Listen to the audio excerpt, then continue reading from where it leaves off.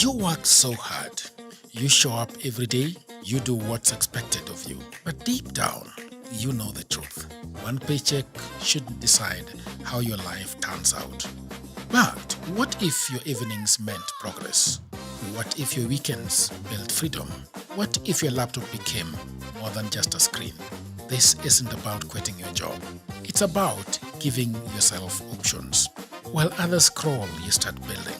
Quietly, consistently, and on your own terms. No pressure, no guessing. Just a clear system you can run after work, before work, or whenever life gives you a turn. That's what Goldmine on hustlesafrica.com is for.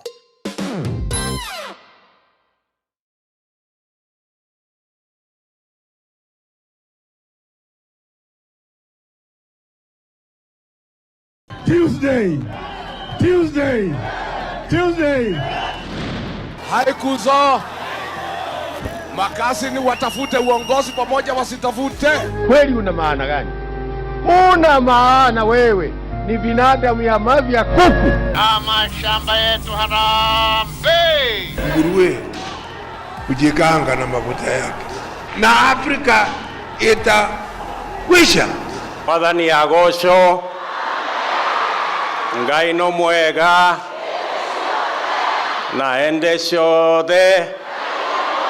Wakati hiyo ilikuwa ukisema ngwe ndani ngwe. Finally, late last evening, we were made aware of the decision by the ODM party, NEC,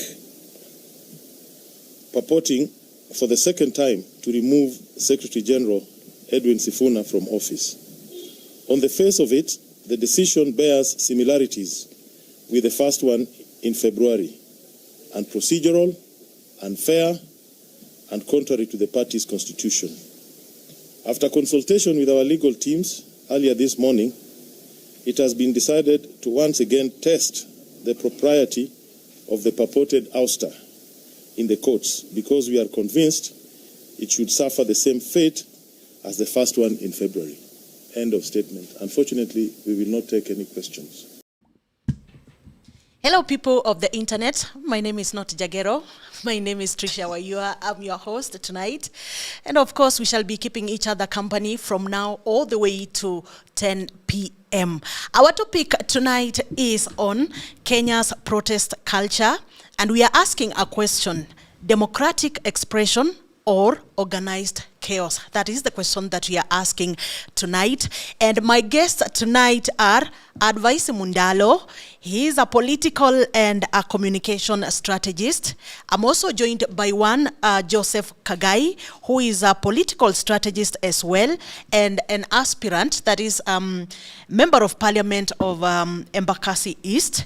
We also have John Mbuthia, who is the DCP director of communication. So we shall be having a very good and interesting conversation right here at the political headache. And before we get into the main topic, of course, we start with the political temperatures of the day.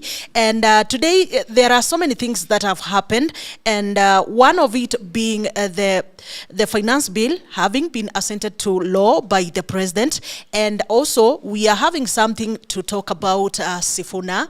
The other day, I said here that he is giving some people sleepless nights. I don't know. And people said, who? They were asking, who is getting those sleepless nights? Anyway, don't worry. So we are having, we shall be having that conversation right here in this podcast. So before we continue, producer, can you please give us that clip about Suba South MP, Karoli Omondi? Finally, late last evening, we were made aware of the decision by the ODM party, NEC,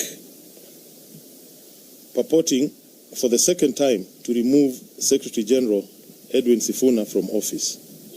On the face of it, the decision bears similarities with the first one in February, and procedural, unfair, and contrary to the party's constitution. After consultation with our legal teams earlier this morning, it has been decided to once again test the propriety of the purported ouster in the courts because we are convinced it should suffer the same fate as the first one in February. End of statement. Unfortunately, we will not take any questions. Karoli Omondi, of course, has been generally associated with the faction that is the Linda Mwananchi faction, and of course, you've heard him talk about the similarities between the first attempt to remove Sifuna from that seat of SecGen, and now this is a second time, and he's saying that this one they are going to challenge it actually. That's what they said. But because we have somebody here from Linda Mwananchi, actually, I don't know why I am explaining this, and we have somebody here in the studio. So I'm giving you this opportunity. As you dive into this, you can just say something around yourself, and then now we get into this conversation. Karibuni sana. Santi, okay, thank you so much. As you said, my name is Joseph Kagai, the incoming MP Embakasi East. Tunasema baada ya babu ni Kagai. And it's a good time that I think our democracy is now going through the best season, especially through the political party democracy dispensation. I'm happy to see my former colleague advice, because Jubilee Party, we went through the same process when unceremoniously a team wanted to take over the party and try to oust the then SG, Jeremiah Kioni. But through the court process, actually the law upheld the then SG. So I think the same thing is happening in ODM. ODM has been a party that has been there for over 20 years. And everybody knew what it stood for, as much as they have been in opposition politics for the longest. But they held a certain principle about democracy and the rule of law. So what Sifuna is doing is actually testing the foundation of ODM and the new purported leadership that do they hold the principles that Raila held, whereby he allowed democracy within the party, that everybody have the opportunity to speak their mind, that the party had a chance to actually go through every process. And what he's saying by saying he'll go and challenge it in court, it's not because he's so desperate about the position of SG, because he's a man who stands actually so much by the rule of law.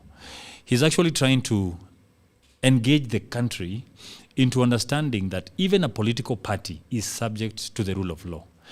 If you follow the due process as dictated by the constitution of ODM party, there is a laid down procedure how you remove someone from office. The same case that was happening at Jubilee. But if you bypass maybe one or two articles in that constitution, you will end up in having the same cases. I don't know why they fear so much about Sifuna, because they could have just invited him to the disciplinary and tell him these things that you are doing is unbecoming of the constitution. If you continue like this, we shall follow this process. That is what they're going to challenge in court, the process by which a leader is supposed to be removed, not just ODM, but any political party. You know, it has reminded me about, if we talk about democracy, we're also talking about even the impeachment of the party leader of DCP. I know I have a representative from DCP here, and actually the right person, communications director of DCP. So you've just reminded me of the same, because I also heard them say that they've actually appealed. Is it true? Sure. As you have said, my name is John Budhia. Can I put it very close? So my name is John Budhia, or my name is John Budhia. Currently working at the office of the Democracy for Citizens Party, DCP, and His Excellency, the Second Deputy President, Rigathi Gachagua. And initially I was working in the office of the Deputy President, the current one that is being led by another guy there.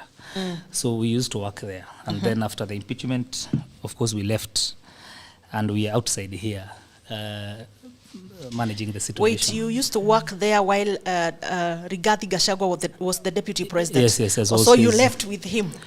No, we were, after Rigathi Gachagua was impeached, my contract was terminated. Yes. Me and others, like 700 people. We saw that list. Yes, so we were told to live with our tribalist, and so we left. So I really don't know why he decided to terminate my contract, and I was not a person who was the deputy president then, but of course he told us, because you came with him, so you live with him. And so you saw what happened at the courts. Of course, everybody saw. I don't need to repeat because they said that they upheld the impeachment even after saying that his rights were infringed, and so they awarded him 50 million. So they awarded him for infringing his right, at the same time gave him a punishment by upholding his... it's funny, I'm not a lawyer, but that one only shows how this government is operating. On Sifuna thing, I really do not know why Sifuna is pushing to continue being the Secretary General of ODM, because Sifuna is of age now to leave ODM and form his own party. Previously, we have seen leaders who have left political parties, formed their own parties, and became somebody or some people. For example, in 2010, William Ruto left ODM. He was actually he was being harassed by the Raila Odinga then, and he left the party and formed his own party, URP, and he became the deputy president. And today he's the president of the Republic of Kenya. So I really do not know, and I would wish to tell Kagai here to go and advise Sifuna to leave that party with immediate effect, form his own party, and become somebody in this country. Look at what is happening in Senegal, even before the fights between Osman Sonko and Faye. Osman Sonko is as young as Sifuna. He formed a party, and today he is the president of the National Assembly, having been elected by his members because his party had the majority. Look, he is even more powerful than the president. Why is Sifuna staying in ODM and is not needed there? In fact, ODM died with His Excellency Raila Odinga. Oh. Yeah, it's no longer ODM. ODM is nothing now. They don't even have aspirants. They don't have anything. The aspirants that are in ODM are the current elected leaders. For example, in Western, ODM had the majority of followers. In the two by-elections that were there, actually for the MCA, let me go to the ground. West Cabras and another one, I can't remember the ward. ODM did not get the first, the second, or the third position. And ODM had the majority of supporters in Western region. What does that show you? DCP had the first MCA from Western, and they were second in West Cabras. So why is ODM? Why is Sifuna so much focusing on staying in ODM? Let him move. He has a very good movement. He's loved across the country. Let him form Linda Mwananchi party, and then he comes and joins us, and then we take this guy home very early in the morning. So he does not need to stay in ODM for that purpose. Okay. Thank you. Let's also hear from Mundalo advice. So Mundalo, you know, I had a conversation with you some times back, and you said that it was okay to have Sifuna being removed as the Sec Gen. I don't know whether you still hold on the same sentiments. I rarely change my mind, yeah, because I'm rarely wrong. And I'm happy about, first, I'm happy to be with my colleagues here. I think it's the first time we are sharing time on political headache. As Kagaya said, we were colleagues at some point. He has just fallen short of saying I was his boss at some point. Of course, that one is true. And now, coming into the issues, maybe let me start from the point about DCP and the point that that my brother alleges that Sifuna should actually bolt out because ODM is not even winning elections. And I ask myself, if winning elections is supposed to be the threshold of the political party, then what does that say about DCP in itself? Because then does it mean DCP's stronghold is in Western? Because the only seat they have won is in Kakamega, and they have also lost all seats in Mount Kenya. So using his own argument, then the party of dominance in Mount Kenya then is UDA, using his argument. And then the party that is where DCP is making sense is more or less the Western side, and that is Kakamega. Again, there was an assertion about that it's important that we clear for the sake of the viewer. Yes. Viewers need to understand that political appointments, some of them are pegged on office holders.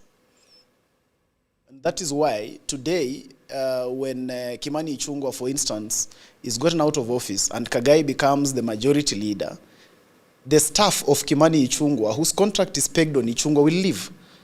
And then Kagai will appoint his people. Political offices, people don't get into office to work with the previous people. Because it's a political appointment. So there's always this narrative that is being peddled as though someone was just from anywhere. Not really. It is the tone actually in political office. Actually, he said with his tribesmen.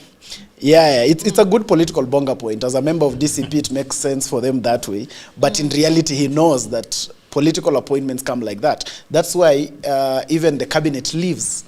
Yeah, even the cabinet lives with the president that has finished the term with it, because they sit in office for the political reasons of the person who actually appointed them. So the other one comes to take over and therefore appoint their own people. It has always happened like that. Now, coming to this issue of Sifuna and what is happening around ODM, I told you that the party was right in what they did. It does not usually matter what the public really thinks, but there is something about the law of political parties, and I think I understand that quite well. In a political party, there is a national executive committee. When the national executive committee makes a decision, the decision is the decision of the party and it's binding. A secretary general is a voice of the party, essentially a voice of the national executive committee. A secretary general is not an owner of the party. A secretary general is not the party. He speaks what the party agrees upon.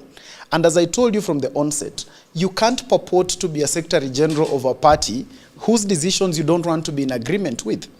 So for me, I've always argued that it is quite populist for my elder brother, Honorable Sifuna, to come to the public and want to dissuade the public to believe that his stand is the best for the country and therefore he's the one who is leading ODM the right path.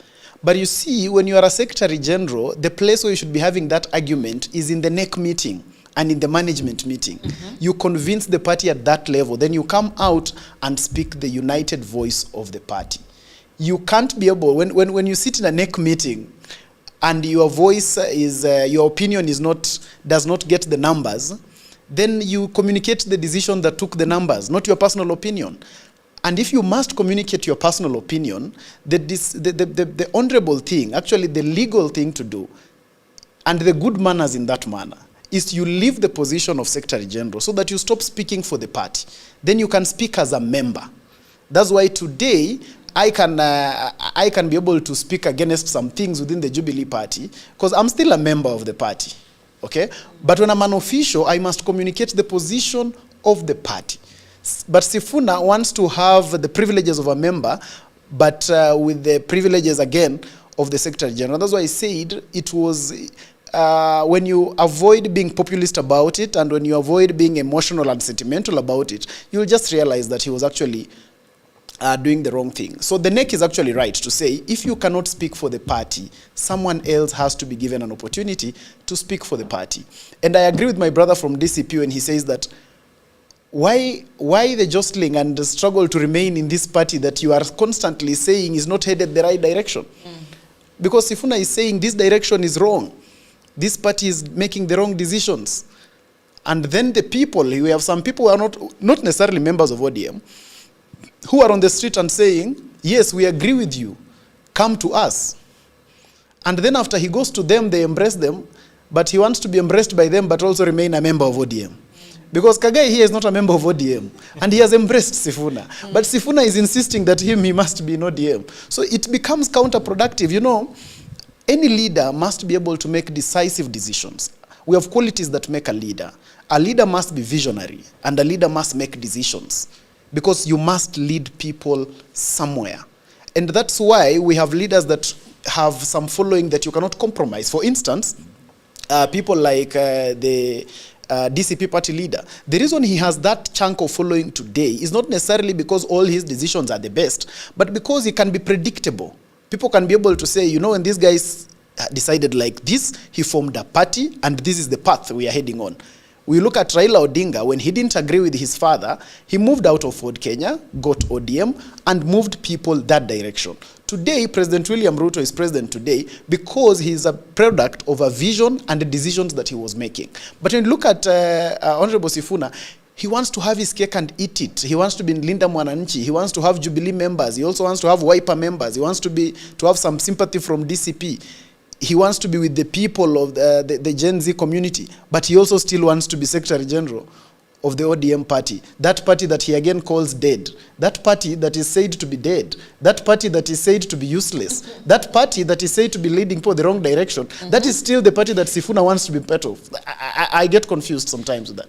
But there's something I'm actually listening and a bit not disappointed, but almost disappointed, especially for us young people.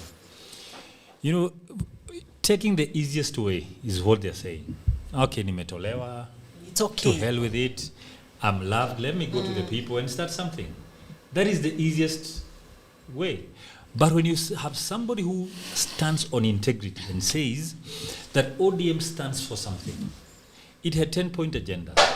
That is where the party leader, the late Raila Odinga, left it. This was the agenda between us and this government. And if it is not met, we walk away. But immediately after the death of the party leader, it was quickly rushed for a section of that party, even disregarding the party's agenda by the neck, as he says. The last neck where the party leader communicated in a meeting, he said, who told you that ODM will not have this? But now look at the people who are now the leaders. They are telling Sifuna, you get out because we have already made a pact with this government. In fact, they are making even statement as if they have already made a decision, without even the NEC being involved, that they are now part and partakers of this government. Together with its mess, they are carrying the burden. What Sifuna is doing, I said, it's not that he's desperate for the position of ODM. But Sifuna is a lawyer. He knows the due process by the constitution of ODM. He wants to see this party that has stood the test of time more than any other party, apart from, I think, Safina and something. He wants to see this ODM use their constitution, do due diligence, and use a proper process to remove him. That is the only thing Sifuna is doing. He is actually going to a place saying, actually, I cannot be the SG of mediocrity. But can you use the proper process? Because political parties are public institutions. If we give up on political parties, what about the courts? If we see them making very, very funny judgments, we'll say to hell with the courts, we shall start something else. Look at what the DCP party leader is struggling to do, to find justice. What does he do? Does he give up and not appeal his case, where even the judges themselves say his rights were infringed? Bribe him with 50 million. These cases are not for the purpose of me remaining. Me understanding Sifuna, he doesn't even want to remain in that party if those are the leaders and that is their agenda. But he wants to see can you remove me with the right procedure?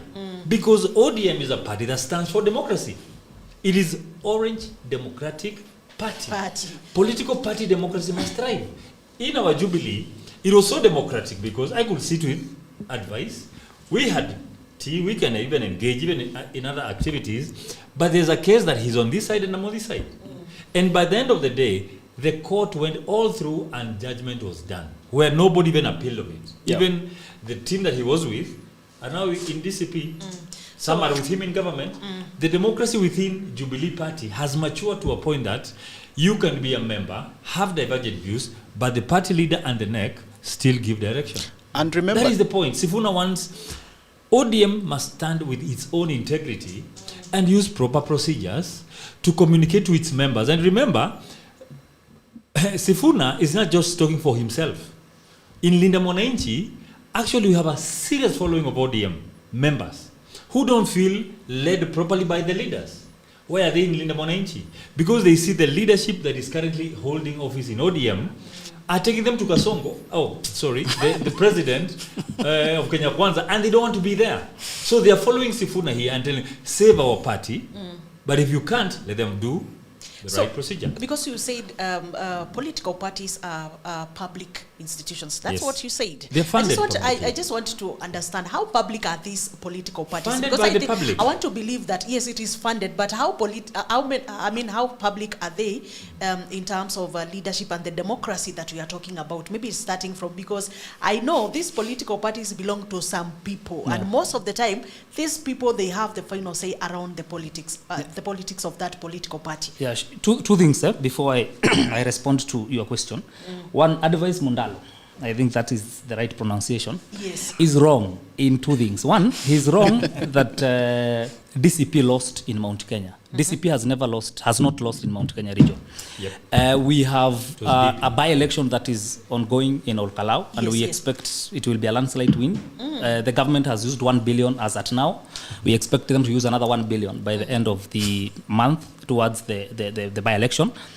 I know he's confusing with the Mbere North election, which we were supporting the DP party. Of course, the DP party lost. We didn't have a candidate there. Secondly, he's right that you get in with your guys and you live with them. But do you know that Kindiki has not been allowed to appoint even one individual in that office? So by you saying he came alone and is going to live alone. So by saying that, of course, yes, we left and we are okay. But do you know something? I know Ruto is regretting. Having take us to Kenya School of Government for 2 years to learn public communication, government institution, and then he tells us to go outside to campaign against him. So you can see. So you can see what's happening. So having said that, on Sifuna and the political parties, it is very true that most political parties are individuals' outfit. And that is why I keep repeating saying this. I support Sifuna 100% in what he's doing. But look, we are in 2026 June, man. The budget for the IBC has already been set.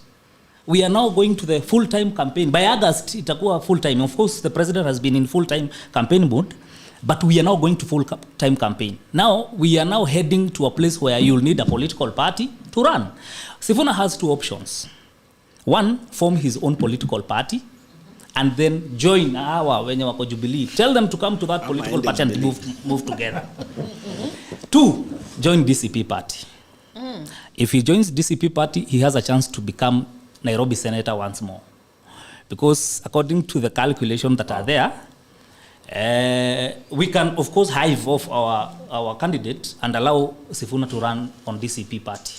If you look at our mathematics, he is going back to becoming a senator. But if he wants to be more of a senator, he can form his own political outfit, come and join us in the united opposition. Of course, we take William Ruto home, and then he becomes something. The match you can give him if he joins your party is the senator seat. You see, if it will be funny. Actually. So what happens to all the aspirants? I'm saying this because So it means DCP I'm giving him. I'm giving him. Ken Babu is in DCP and giving for senator. I know. I'm giving him an option. What are you communicating to Ken Babu? I'm giving him two options. Yes. One, they're only one option for anybody who wants to outgrow themselves. One, in political parties setup, you form your own political party. That is what William Ruto did. Yes. In fact, he can look at Ruto's playbook and just learn from him. He left ODM, formed URP, then came to negotiate with Uhuru Kenyatta by that time. That is how you have to grow. But if you know, I was answering your question that political parties are individuals' outfit. The current party leader of DCP is Rigathi Gachagua. You can't remove that from him. Now, where Sifuna is at the moment, he is running a very big movement. He does not need to get into anybody's party. In fact, he is leaving a once big political party, ODM. Where is he heading to? Let him form his own political party and come, like other gentlemen. Everybody who is called a principal in this political setup has a political party. Hey. No, so if he goes on to fight within ODM, he will definitely lose. He may not be given the certificate to vie for this Nairobi senatorial or any other political party, of course, having given ODM that kind of headache. And therefore, where will he be heading to? The reality of the matter is, if he continues to stay in ODM, he will end up out of the lane. If he forms his own political party, he will come on the table like a real gentleman. In the moment, he's just running a movement. Okay. You know, I'm listening and wondering. In 2024, which party did the Gen Zs belong to for them to shoot down a finance bill? This current political dispensation is so complicated to people who are so attached to political parties. Because why? We have a generation that has actually decided to be politically active. And the allegiance is not to any political party. Do you know our constitution does not even require you to be a member of a political party to run for presidency? True. It doesn't. Yeah, so Sifuna can even be a president of this country without a political party. True. It is our constitution. So boxing Sifuna to become a party leader or join a party that is existing, that is a trap that we know exists in the minds of those who feel that this movement is too large for them. You know, when you're running alone in a race, you think you're too fast until the other athlete joins in. What Sifuna has become in about 4 months is something that has actually puzzled anyone. And actually, I can tell you, even now, I have not heard the current president address Linda Mwananchi. He doesn't even know how to address it. It is becoming a mammoth of a movement that is actually speaking to young people across generation, even the elders. Funny thing, across all political parties. That's why Linda Mwananchi is a conglomerate of political parties. It's a movement. If by August they decide to form a party, and now Sifuna says this is my party, Orengo says this is my party, you know, it is not just Sifuna who is in ODM. We're talking about even a governor, the de facto party leader, Orengo. He's still in the Linda Mwananchi movement. We have Karoli Omondi, the spokesperson of Azimio. He's still in Linda Mwananchi. So people have not understood Linda Mwananchi. They are struggling to understand it. They want to package Sifuna according to their own perspective so that he fits in their box. So that's why Buddha is saying, we can give him. Give who? Sifuna. Sifuna actually is the one who is requiring somebody to join him and be a running mate. We are not talking about a man who was an SG of ODM. Okay, we're not talking about the man who is actually the senator for Nairobi. We are talking a man who is actually leading the young people, both the 8 million who never voted and the others who voted, actually forming a block of about 15 million Kenyans saying Mimi Ndio Sifuna. Not because he belongs to a political party, but it's because he holds the flag of Kenya wherever he goes, a symbol of our revolution. And this week we are commemorating that thing that was birthed in June 25th, 2024. But you know, so that is the essence of Linda Mwananchi. You know, it may not be practical. Okay, it is good theoretically, but even with the Kenyan setup, even the new constitution was not practical when it was coming. This country has to be going through a reset. How? So Joseph, because the man who leads the movement, they see him as a senator. They see him as a person fighting to be on ODM. They don't know that the man left that seat a long time ago. He's actually leading the country in different spheres. Okay. Linda Mwananchi is so different. Mundalo, you wanted to rebuttal this. I've even forgotten what I exactly wanted to rebuttal. I'm just you had to forget. I'm just, and I knew Kagai wanted me to forget. But you see, I think let me start from the fact, you know, there is political reality and political idealism. And my brother from DCP is actually a political realist. Because political reality exists that first, it is played within political parties. The vehicle that we use in Kenya to go to an election is called a political party. Movements don't go to elections. There is no movement that you are going to find on the ballot. So at the end of the day, we must be candid with Kenyans so that we again don't mislead them. We have people who are rallying behind, and you know some of the people are not necessarily as politically active and knowledgeable as some of us. So we must try not to mislead them, because there might be people in Bungoma, others in Olkalau and other places who are aspirants, and they are busy shouting Linda Mwananchi every day, thinking it's going to become a political party that they will put on a ballot paper. So, and as Kagai tells them that, he's not leaving Jubilee, because he knows that he'll go to the ballot paper as a Jubilee candidate, not a Linda Mwananchi candidate. So we must be able to let people know that at the end of the day, politics is played within political party structure. And there was something about the rule of law, and My brother Kagai said that Sifuna is just there to ensure that ODM sticks to the dictates of law because he's a law-abiding citizen. And I would want to challenge my brother and ask him, how did Sifuna become SG? At that point, where was the law? Because he stormed the headquarters, and thus like that, they threw out a Secretary General. Why didn't he go to court? Why didn't he want the same process that he wants today? Over the time, we must be able to understand that Secretary Generals of political parties is the highest political appointment of a political party away from the party leader position. And that's why when you check well, no Secretary General ever gets out of office in a very ceremonial manner. All Secretary Generals are thrown out.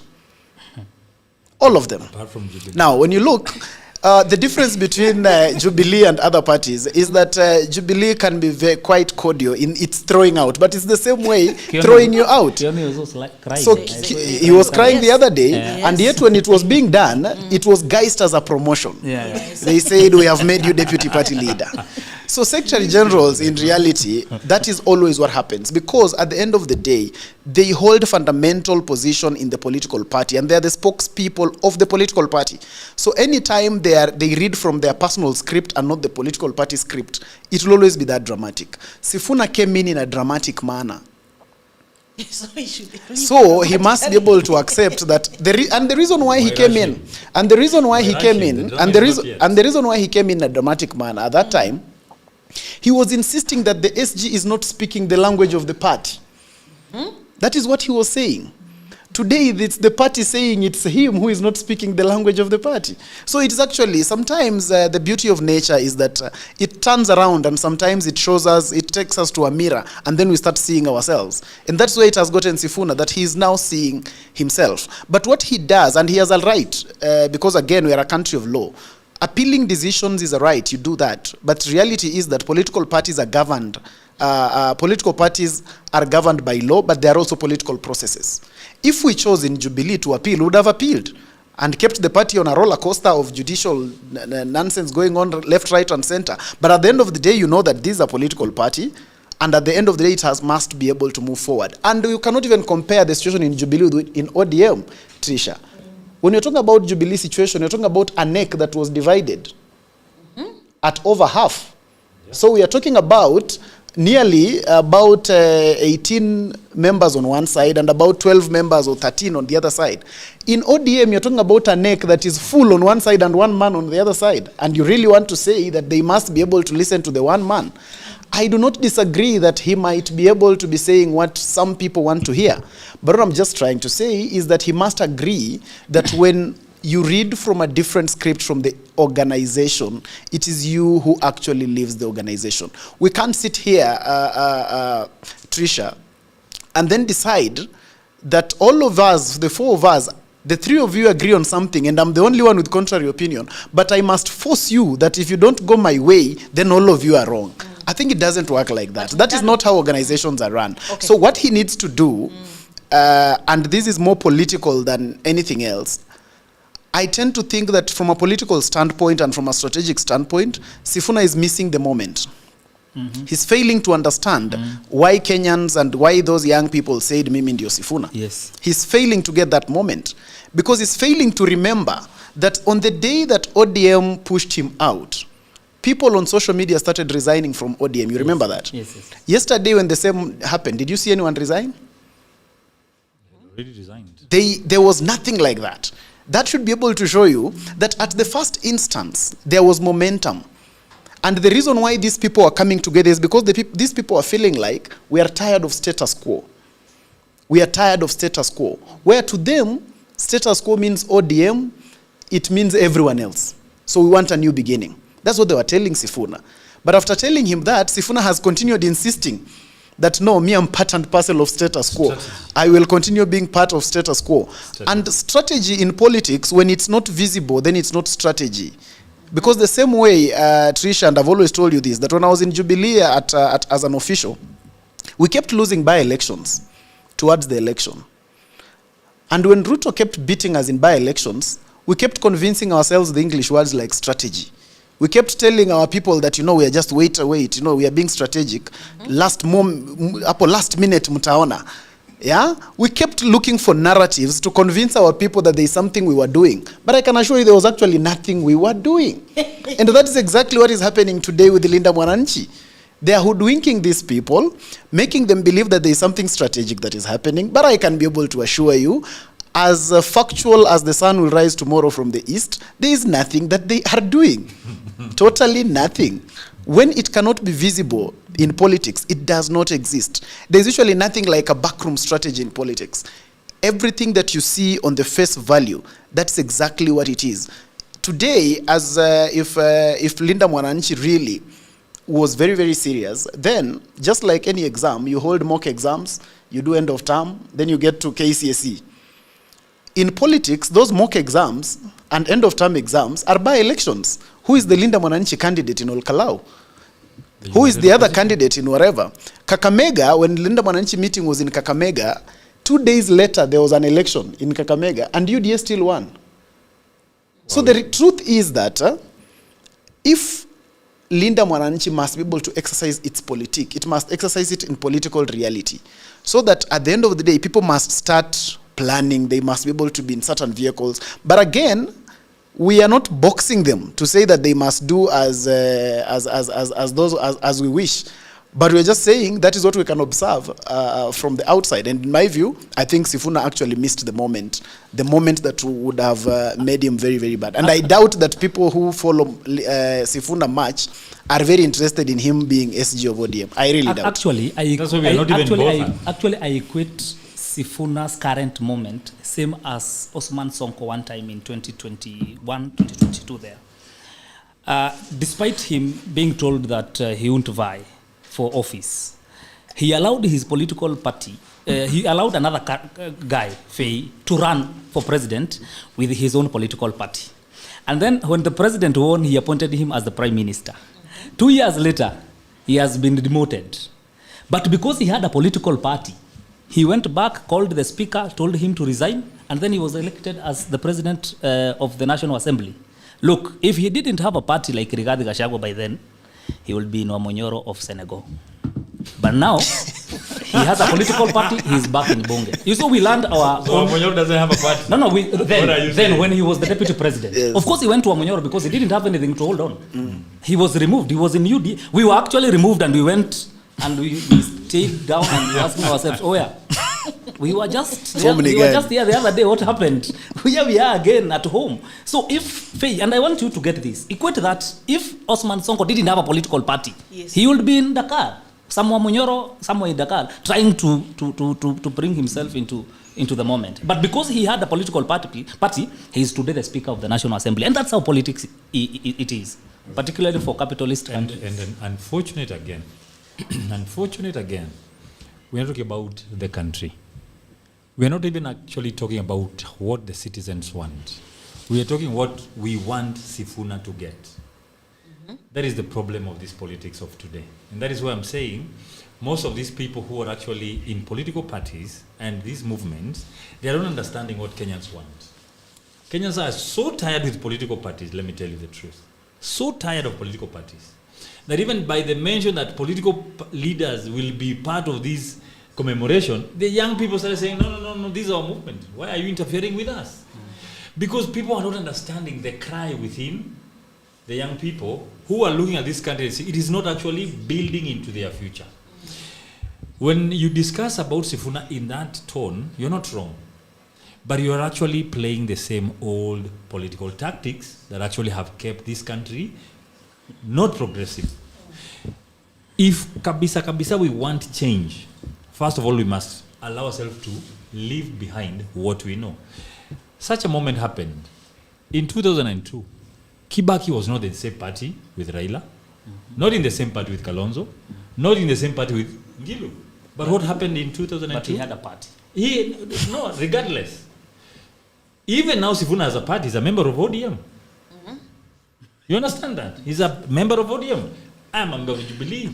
We are actually a conglomerate of political parties. Yeah. What movement's birth is the right moment for transformation and get the right leader. I have actually heard your party leader saying that even if it is Sifuna, in our local TV station, if the united opposition decides actually Sifuna has the moment, he will be willing to support Sifuna. Why should your party leader see Sifuna in such a lens, but you are seeing him in the lens of a senator?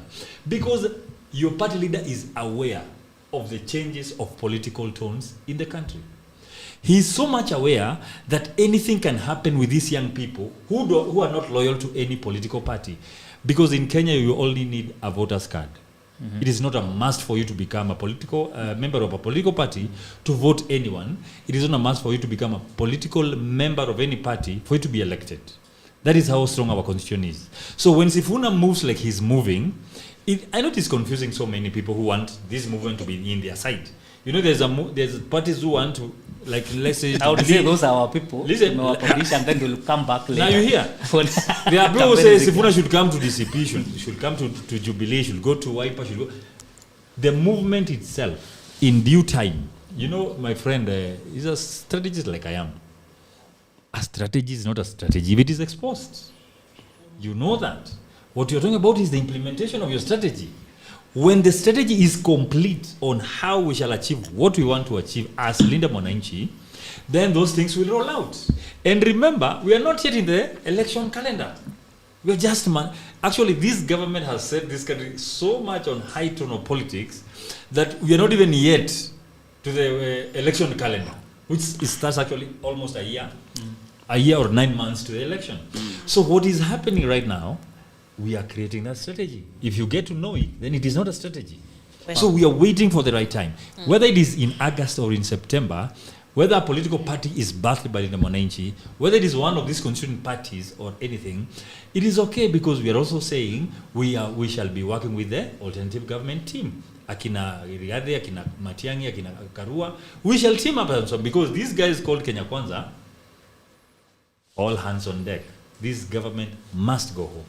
Okay, so no matter the sacrifice, even if Sifuna will not form a party and join the other opposition to ensure that this government go home, the sacrifices must be made. Somebody was saying somewhere that if people were really fair with Sifuna, they would tell Sifuna not to go for the presidential seat because they feel that the presidential seat has been a graveyard of so many political ambitions of some politicians, and especially like in our country right now. So he was saying that those people who are telling Sifuna to go to the ballot, they actually don't like him. They don't want him to they don't like him at all. But the advantage is, we are dealing with a very, very wise young man. He has not stood and said, I want to be president. Yeah. He has never said it. He has never showed it. He just comes in the movement like any other principle. It is the people who are saying, we want you as president. It is the people. When the people says they want, then they get. If the united opposition and the Linda Mwananchi meet and form and say, actually, Sifuna, you shall be the president, he shall be. If they say now you shall not be the president, but you shall be the deputy, he shall be. He actually have said it himself so many times that it's not about himself. There is a time he feels that we are more Sifuna than him. Sifuna himself actually said, inakanyinyi ni Sifuna kuniliko mimi mwenyewe. Hata basi mimi ni Sifuna. Because he feels the energy of the movement and the yearning for change in terms of leadership in this country. Mundala, you have anything to say around that? No, I think it could be the reason why the president is not worried about Sifuna. No, he's confused on how to deal with Sifuna. He said he'll keep him out of ODM. The process is taking too long. Now I don't think he's funding ODM. Now they are so rushing to ensure that they get the next funding. They are so confused about how do we deal with Sifuna. Do we deal with Jubilee? Now they bring about Uhuru funding. They put about some other name because they can't deal with the movement. Yeah. So too confusing. You are saying something. You know, Trisha, all of us need hope to survive, to even remain alive. Hope is very, very important. But hope is not a strategy, unfortunately. But what we are looking at is someone using hope as a strategy. That there is this weird imagination that there is something nice that is going to happen tomorrow and it will morph into something. That is what I'm hearing. Yeah? Hopes. We are not seeing a plan, we are seeing hope. That hope is the strategy here. Now, hope has actually never at all been a strategy. But be that as it may, Sifuna has his democratic right to even run for president. And I wouldn't agree with people who say he is being misled to run for president or anything. Nobody decides for anyone what they run for. Yeah, no one has decided for Kagai here to run for MP Embakasi East. Nobody has decided for anybody. So he must be able to make his decisions. And remember, what I am observing with the Kenyans today is that Kenyans today are not reasoning the way Kenyans were reasoning some time back. Today, they want a leader who is visionary, and they want you to be credible. They want to be able to trust you. So it is not just about you sitting and waiting and playing as though you are on the fence. You can be able to see what has happened to our brother Ndindi Nyoro. After being a hero for some time, he's been a hero for a while, but when it comes to a point when Kenyans start realizing that you are quite indecisive, Kenyans don't want to board that bus. Kenyans want you to say you are either yes or no. You are either blue or pink. But this idea of remaining somewhere in the middle, hoping that you'll be able to hoodwink people, will not work for anybody. And that's why today, the most condemned person over the finance bill is neither the one who voted yes nor the one who voted no. It is the one who absconded. No. That is the country that we are dealing with today. So today, people want to be given sufficiency of reason for what you are actually doing. And I think that that is part of the problem that I'm having with my brothers from the Linda Mwananchi side. That one, they're using hope as a strategy. Two, they have moved into the normal opposition mantra. Where the normal opposition mantra is that once you inspire enough hate against government, you become the beneficiaries. That once this one is hated, then you will become the automatic beneficiary.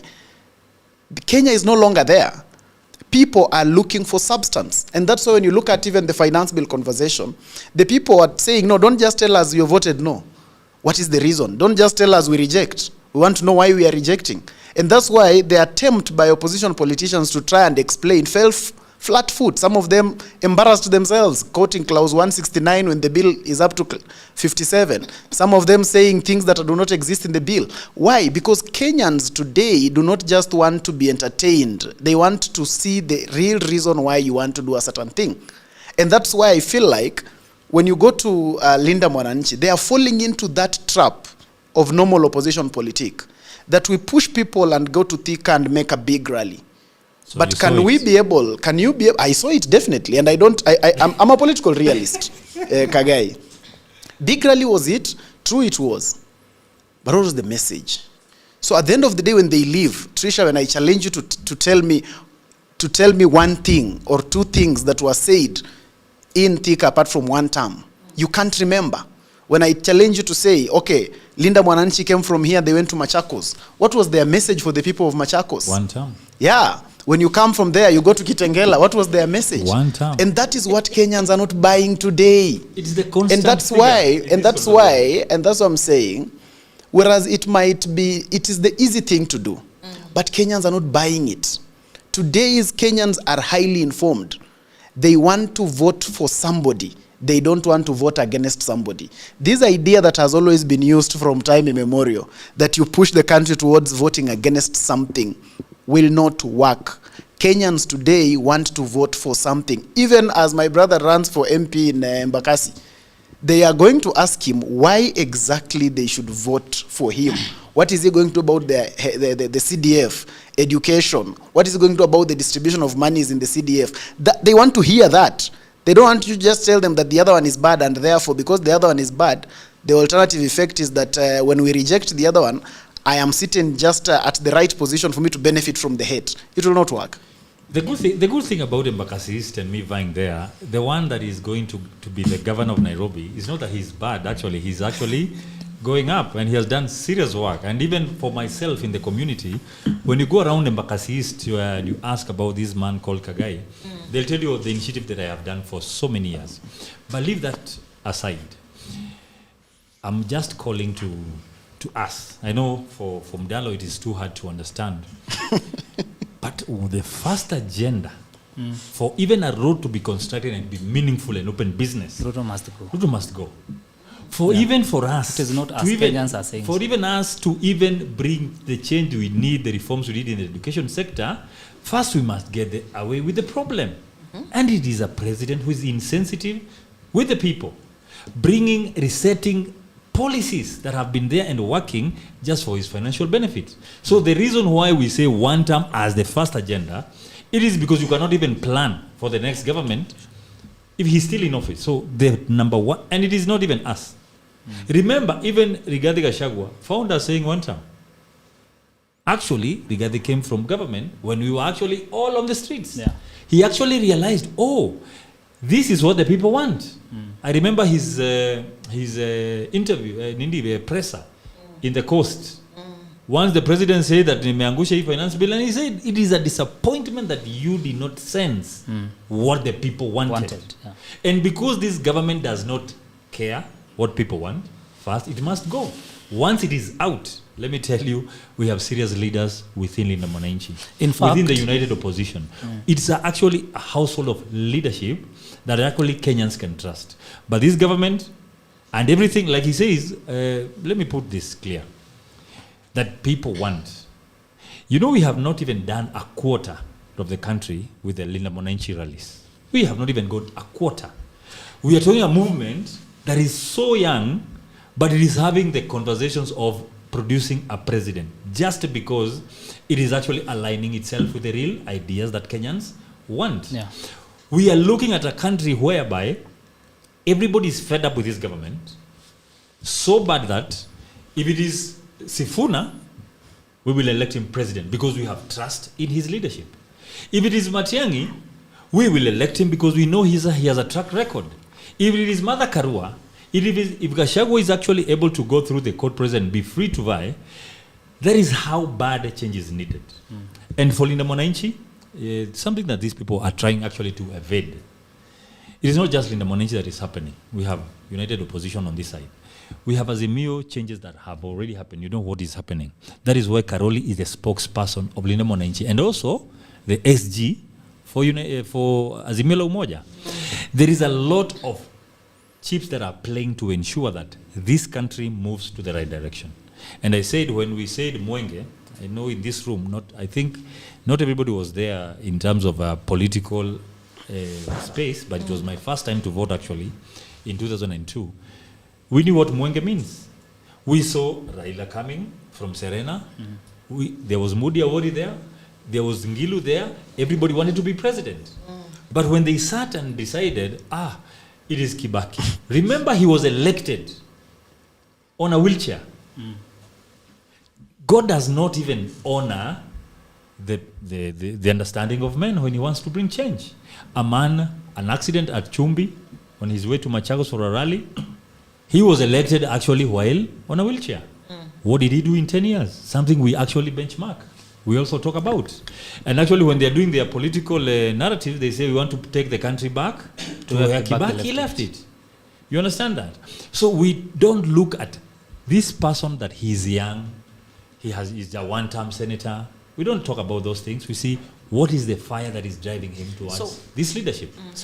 If he can go to the call of the citizen, align to what the citizen wants, then he will lead this country. Because agenda one, I don't want us to do that conversation so much because we still have other issues. Definitely. I wanted to put some small input and maybe inform or remind, advise that because I've just known him today, and from the conversation I've heard that at one point he was in Jubilee, maybe prior to 2022. I was in UDA from 2020.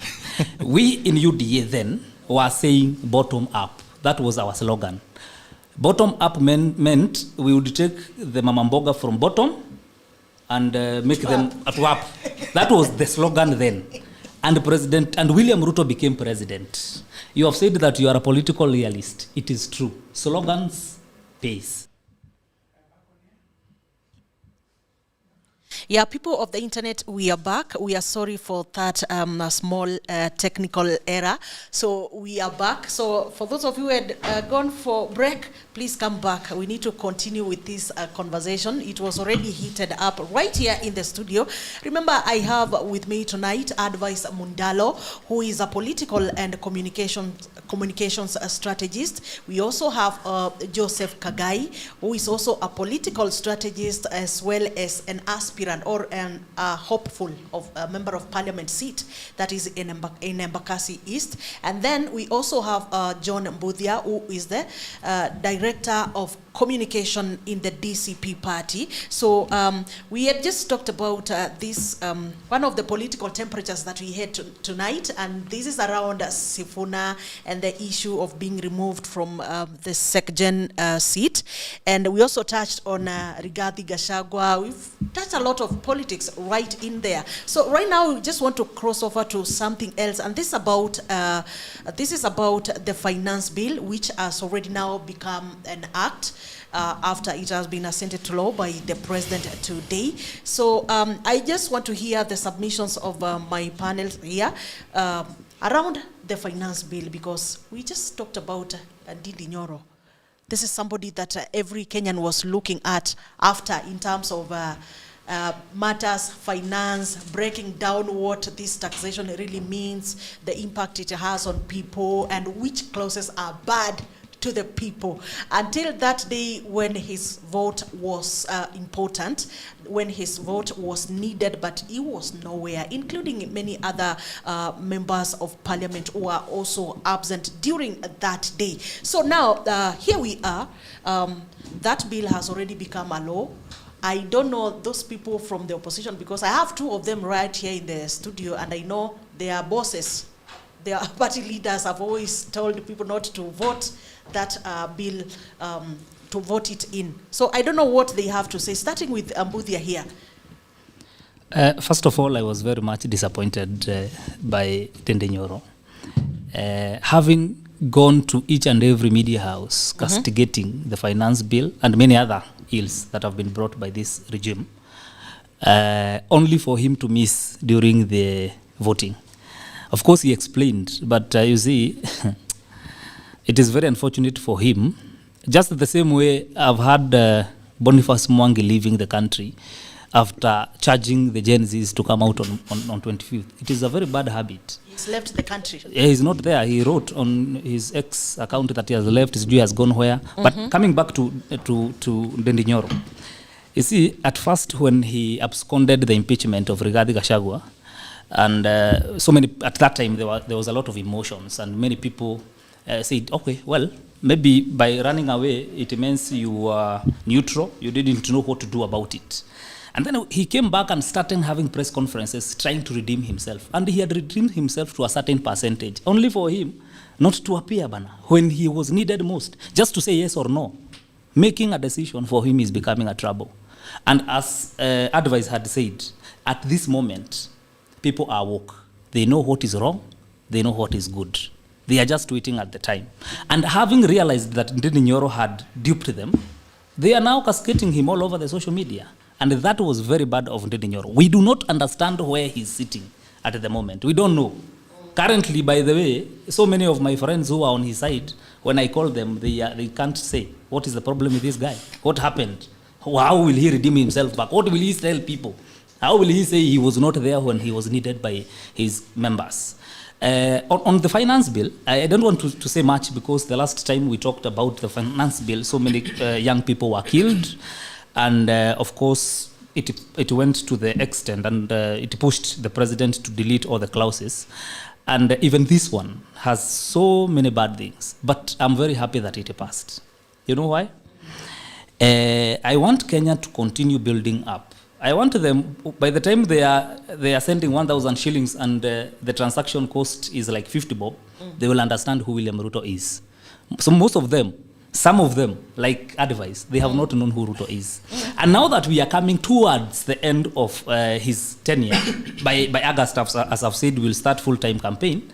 And the way people will continue getting to understand how this finance bill will affect them, it will be advantageous to us.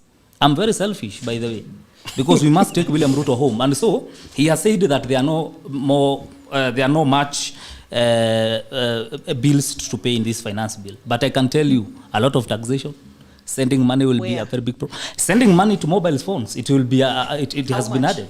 I don't know how much, of course, because you see, they have added to a certain percentage through KRA taxation.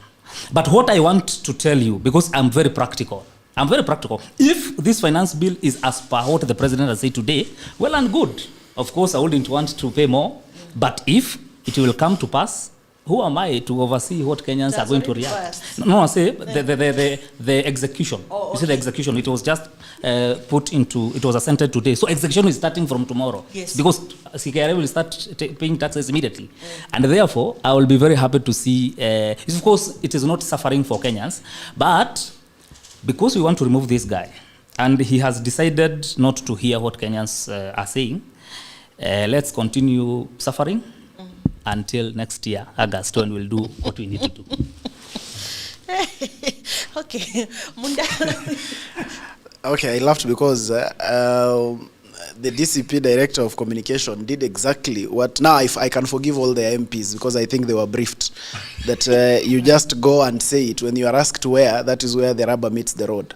Because the problem... The problem with narrative driving, and this is exactly... And he agreed with me that Kenyans have moved away from that thing. They can't be incited today on the basis of rhetoric and emotion, and just because you are a passionate speaker. Kenyans are not looking for someone who is going to speak passionately. They are looking for authenticity. Can you be able to prove what you're saying? You see, just like now, my brother tries to push a narrative that there is something about M-Pesa. The same thing that his MPs were doing the other time. When he asked to prove, that is where the troubles begin. And part of my disappointment is on the aspect that, you know, Director of Communication, Trisha, in a political party, is, in my view, one of the most, if not the most important members of the Secretariat of a political party.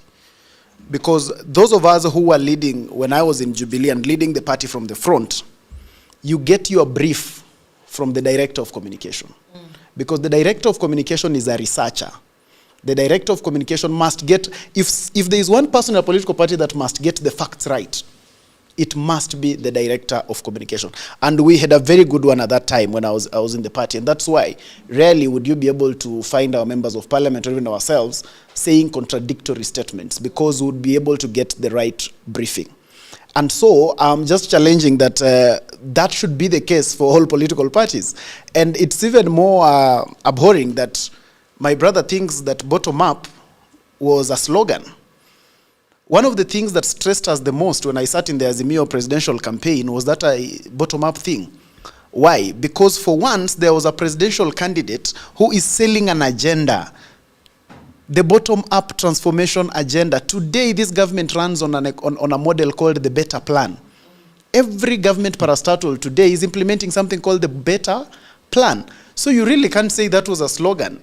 And it's more disappointing when you're working in the office of the deputy president and you didn't understand your own agenda from the beginning. It makes me a bit, have a lot of doubts. There was no agenda. So the thing is... They are also not implementing any agenda. So the fact that you would not be able to understand your own agenda and think that it is a slogan is quite disappointing. But then, on the aspect of the finance bill, it has just shown us what Kenyans really want.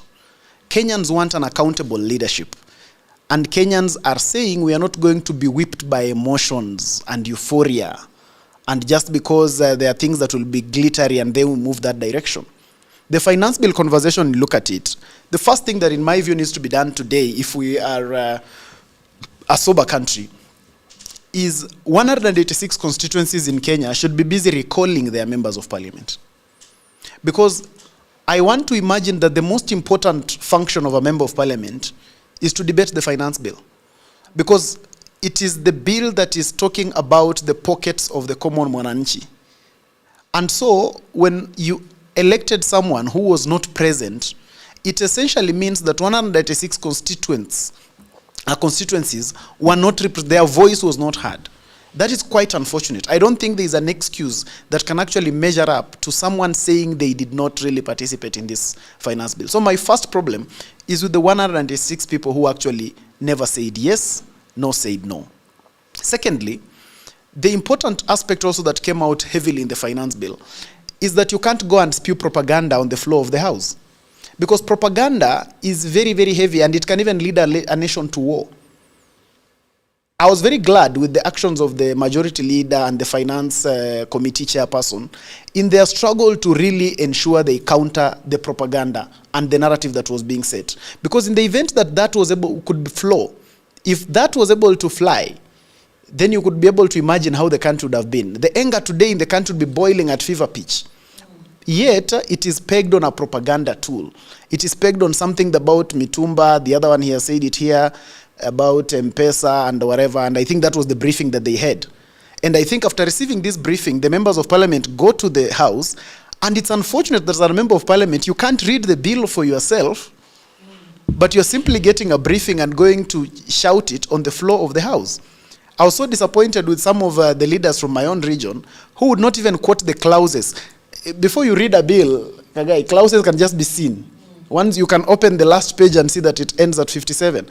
When you quote 169, honestly. Now, the outrageous thing, Trish, about it was that when Honorable Majimbo was quoting clause 169, he was holding the bill in his hand. And he was actually saying, Kenyans are not stupid. He was saying, you can no longer deceive Kenyans. Today, Kenyans know, and that's why you cannot hide something under clause 169. It was so disappointing. You look at Ndindi Nyoro, for instance, Tricia, and he comes and spews some propaganda around Mitumba. When he is put to fact check that, he says, no, there was no public participation. When it's proven that actually 100,000 people were actually reached and they participated in the public participation, he says, no, they were manufactured. Now, when he says they were manufactured, he even forgets that he was one of them. So he's asked whether he was also manufactured because he was one of the people who was there among the 100,000. Then when he gets there, the rubber meets the road, and then he says he is under no one's obligation to quote any section of the bill. And that is the pretense that we must be able to move away from. And that's why we need a reset at our parliament. That's why we need to elect people who have sobriety of mind, people who understand what they are doing, people who know that they can be able to read a bill, people who can research on what they are able to do.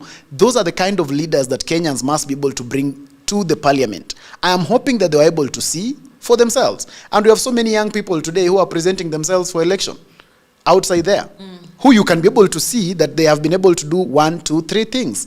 There are people who can read. There are people who know what they are doing. They would be able to represent you better. So I think, in my view, the finance bill, if there is anything it did very well, it really opened the can of worms for us to see Kenya's opposition for what it really is. That it's really just another outfit that is interested in political expediency.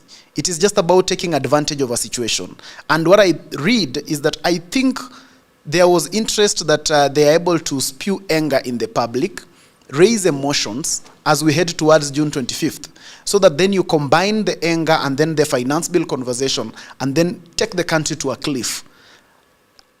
But it was very good that because of being fact-checked by the finance committee chair and the majority leader, that fell flat-foot. And that's why today, the only thing they can now do is to rush and say, please, people, don't go on the street. But why are they doing that? Because they have already heard that the young people have already learned them. The young people have already said, wait a minute, you guys are misleading us. You guys are not, you are not even reading those bills yourselves, and we're not going to the streets for you. We have actually said we're not going to the street. And so I think part of strategy sometimes is that when you realize that it will not work, pretend to be the one who said it shouldn't happen. So let me ask you, do you think Ndindi Nyoro is a more like what I've just heard people talk about? I'm all for what? My opinion. Saying that Ndindi Nyoro has been working with the president, by the way. So I don't know how. You know, I don't think so. I don't think so. Because my view is that, and my opinion on Ndindi has always been consistent, that I don't really take Ndindi in as high regard as people really want to fashion him. I find him a very average person who takes political expedience in everything that he wants to do, but he would always want to appear as though he's intelligent. When we were pushing when I was working in Jubilee, he said very bad things about our party leader then. He said very crazy things about him. Yeah, fast forward, he would now want to change the same script. And I have a problem, Tricia, with people who cannot be consistent. This is the same gentleman who passed, when people went to the streets in 2024, he was the chair of the budget committee. But when he discusses it today, you'd think he has just arrived in Kenya from Mars. When you talk about matters of the fuel prices and you are able to see the things that he was saying, you would think he has just arrived and now he has the solutions to this country. But when he's pushed, and when you put anyone reasonable, I always say Ndindi thrives when he is alone on any interview. When he is alone anywhere, he thrives. Because then you can use ChatGPT arguments and nobody will counter you. But any time that Ndindi comes in direct confrontation with someone else who has understanding, he has always flopped. Look at when he was with Kimani Kuria. And yet Kimani Kuria was drunk.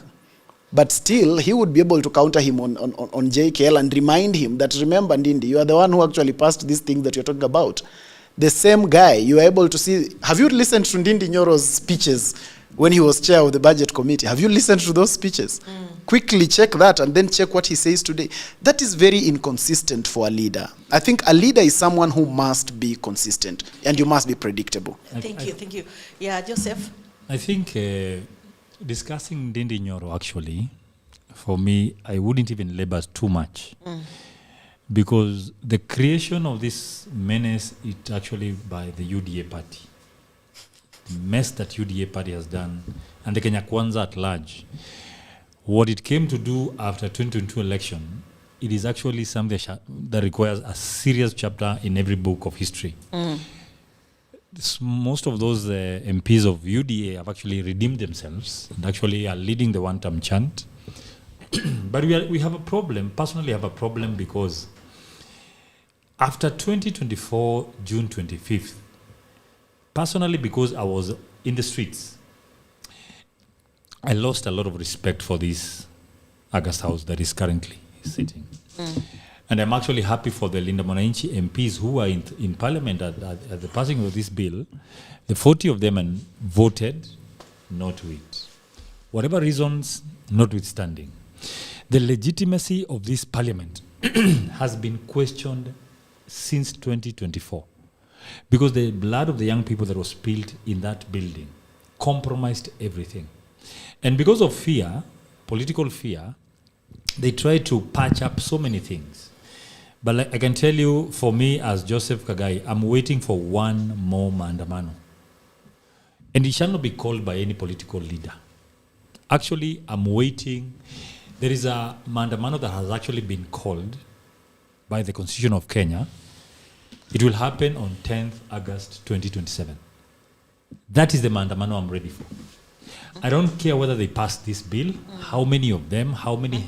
You know, actually, it is an indictment to this Kenya Kwanza government, because having 186 people abstain from coming to Parliament to pass such an important bill.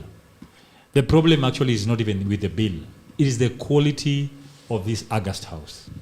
That either they have felt, whether we are there or not, our vote will not matter. I can remind you, actually, Mudalo knows this, that even in the process of that voting, there is one legislator who goes to the clerk, actually the video is circulating, and tells the clerk, can you rush this thing up so that we call Ruto? That is how bad this Parliament is. It is all over. So it was not a process that is actually led by these legislators. It was not for the people.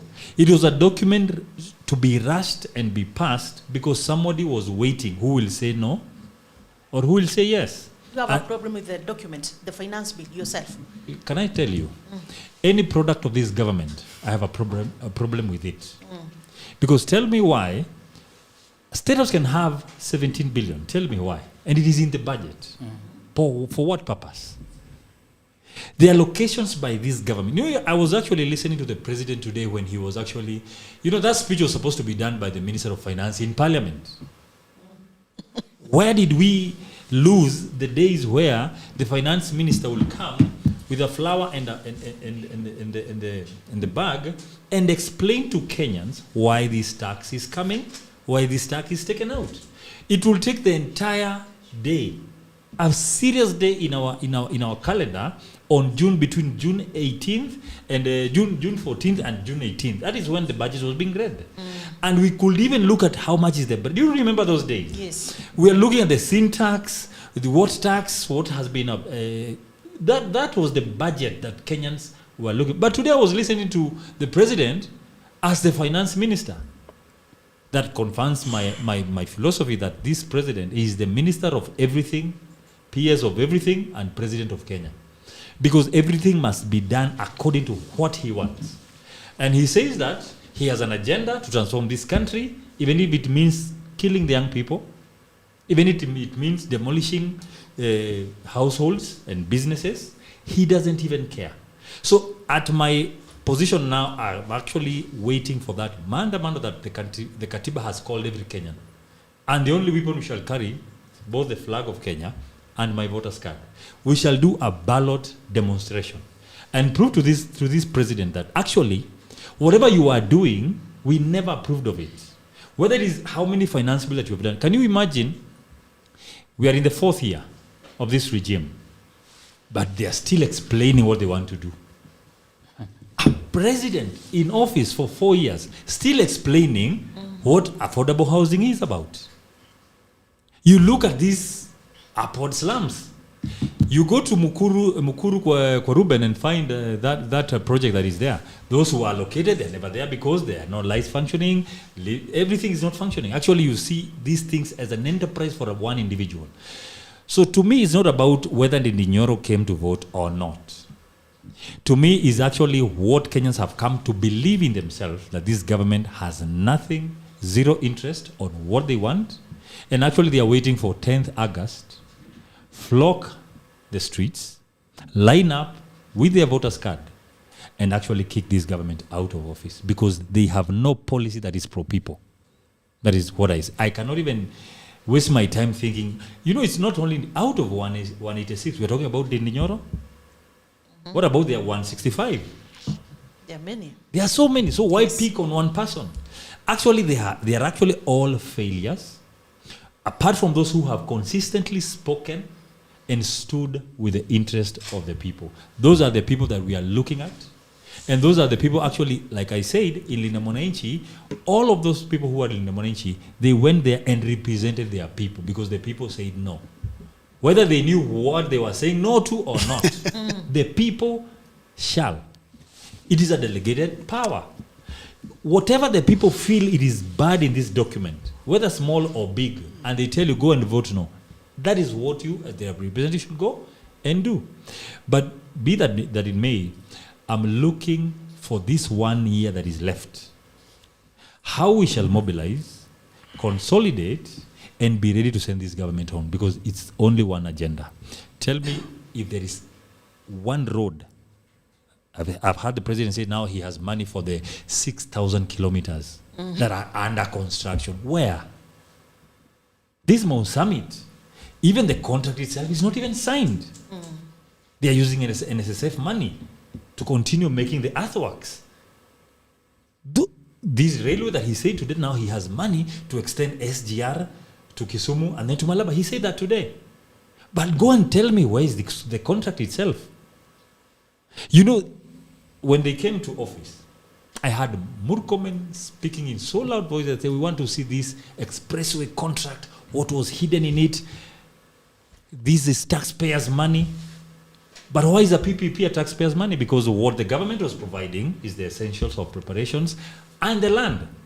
The private developer comes with his money, puts it there, and then the Kenyans pay every time they pass on that road.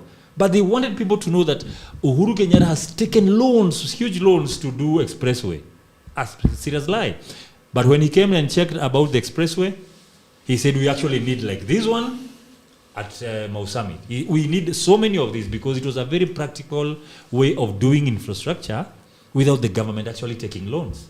When he went to the SGR and said, we want to disclose this contract, only to realize that they wanted to put their money in it. Can I even remind you? From Lolongo to Westlands, it was 360.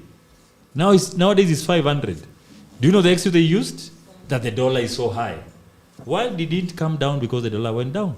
Because they wanted to push that narrative and put their markup in that cost. Now the Kenya Moja who operate the expressway, they have to get a cut for this government that has come and also continue pay their loan.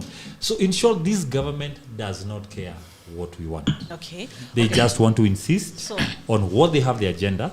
Every contract must have their cut in it. And that's So, why we are waiting Boothia, for that 10th of as August. you rebuttal that, you can as well just say something around the budget that your team, that is the United Opposition, issued. This one which was being read by Kalonzo Musyoka the other day. Actually, basically, now that everybody is running towards finance bill, remember, finance bill will be used to finance the 4.32 trillion budget, yes. And that's where the problem is. In fact, if we go to the finance bill, we are saying that we are going to look where the money is going to come from, but we are not asking the question where the money is going. 4.32 trillion will be budgeted, has been budgeted by this government. And in terms of revenue, 3.6 trillion is what now we in this country are going to give the Kenya Kwanza administration. But as Kagai has said, do you know that in this budget allocation, education has been given 420 billion every kid in this country, but State House has been allocated 17 billion. And that is where Ruto's money goes in. In the last 13 days between the end of closure of 2025-2026 budget, they have withdrawn 7.5 billion shillings for operations at National Intelligence Service, for Ministry of Interior, State House, and the Office of the Deputy President. Do you know what those executive officers do? If you look at the Office of the Deputy President, down there they have said it's money for operations. If you look at State House, money for operation. If you look at the National Intelligence Service, money for operation. If you look at the Ministry of Interior, the same thing, internal operations. And this is the money now that is running around the country, paying goons to disrupt the peace in this country. And even yesterday, Murkomen said that it is the opposition that are paying goons, but there's no any goon who has been arrested. Even those who came to All Saints Cathedral and interrupted peaceful fellows who were there. Nobody has been arrested up to now. In fact, if there were opposition goons, every goon would have been arrested, of course, by the government. So basically, as I wind up, finance bill may have problems or may not even have a problem. But even if we look at the budget allocation and the amount of money we are putting into the budget, vis-a-vis our shrinking economy, we are struggling a lot. If we cannot recheck on how we use our budget allocation down here, and in fact, as Gade has said, there's no way this government is going to put more money into the education. They are not interested. They are interested in their cut. That is why they are so much interested in housing levy. Why? Because it is them who are building the houses. Have you had any contractor you know who builds houses? Have you ever seen any contract on any mamamboga or mzee wa bodaboda, as this gentleman was saying, it was bottom up? Kwani bottom up was what? It was a slogan. In fact, I was the guitarist. Tutakuchukua hapa chini tukuweke hapo juu. Where are we? We are down here. We are nowhere. I was a guitarist in that team. In fact, for your information, I was an aspirant for MCA in a ward called Hongo in Lamu County.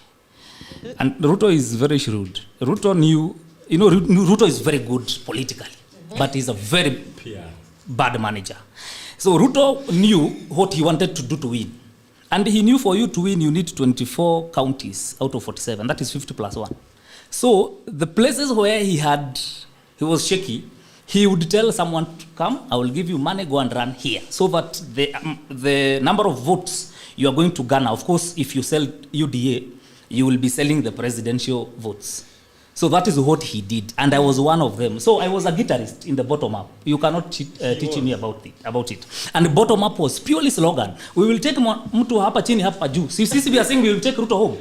It is one and the same thing. Because your boss also is accused as being one of the... He was the choir master. Yes, and there was he's the guitarist. Good at slogans, actually. and of course, we are saying that for us to start over again, for us to reduce our problems, we will have to take William Ruto home, and 80% of our problems will be gone. You know why? He is the alpha and omega of this country. He is the president, he is the member of parliament, he is the judiciary, and he is everything. He is controlling everything. He impeached Gachagua through parliament and the Senate. He has followed him to the judiciary. Did you see what they did? That is the president. So we have to remove Ruto first for us to be able to manage the finance bill, to be able to manage the budget, and to also be able to put capitation to schools and other things. Before that, we have a big Somebody problem. is telling you that education allocation increased in this finance bill, and I also want to maybe say, to add on something. Is there From any 65 regime, shillings for a kid to 85. so is there a regime in our country that has never had these supplementary budgets just a few days towards the end of the financial year? I was in that office for 2 years at the executive level. So this is what happens. Everybody knows that towards the end of financial year, of course, everybody is in hurry to allocate supplementary budgets, including the county government, because if miss closes at the midnight of that 1st June. In the executive, there is no pure development. Like Office of the Interior, they will say it's operation. And that's where money laundering happens. The Office of the Deputy President needs 200 million for 13 days. State House needs 1 billion for 13 days. Moroccoment needs 3.5. No. National Intelligence Service needs 3.5 billion for 13 days. Do you know how much? If you divide the 3.5 billion divided by 13 days, it is like 200 million per day. Maybe pending bills? For what? Are they paying police officers? It is for State House. They've been taking a tea on National bills. Intelligence Service have bills to pay. That money has been sent through the National Intelligence Service to go to State House for operations. What are the operations? It is what you are saying in Olkalau. My goodness, have you ever seen a government having a by-election and using 1 billion shillings to campaign? They used, in fact, Ruto said it when he was in State House. How much? Like 300 million at Olkalau? This time around they are saying, we are going to get this. In fact, they are trying to get 10 pints of blood from a sesafly in Olkalau.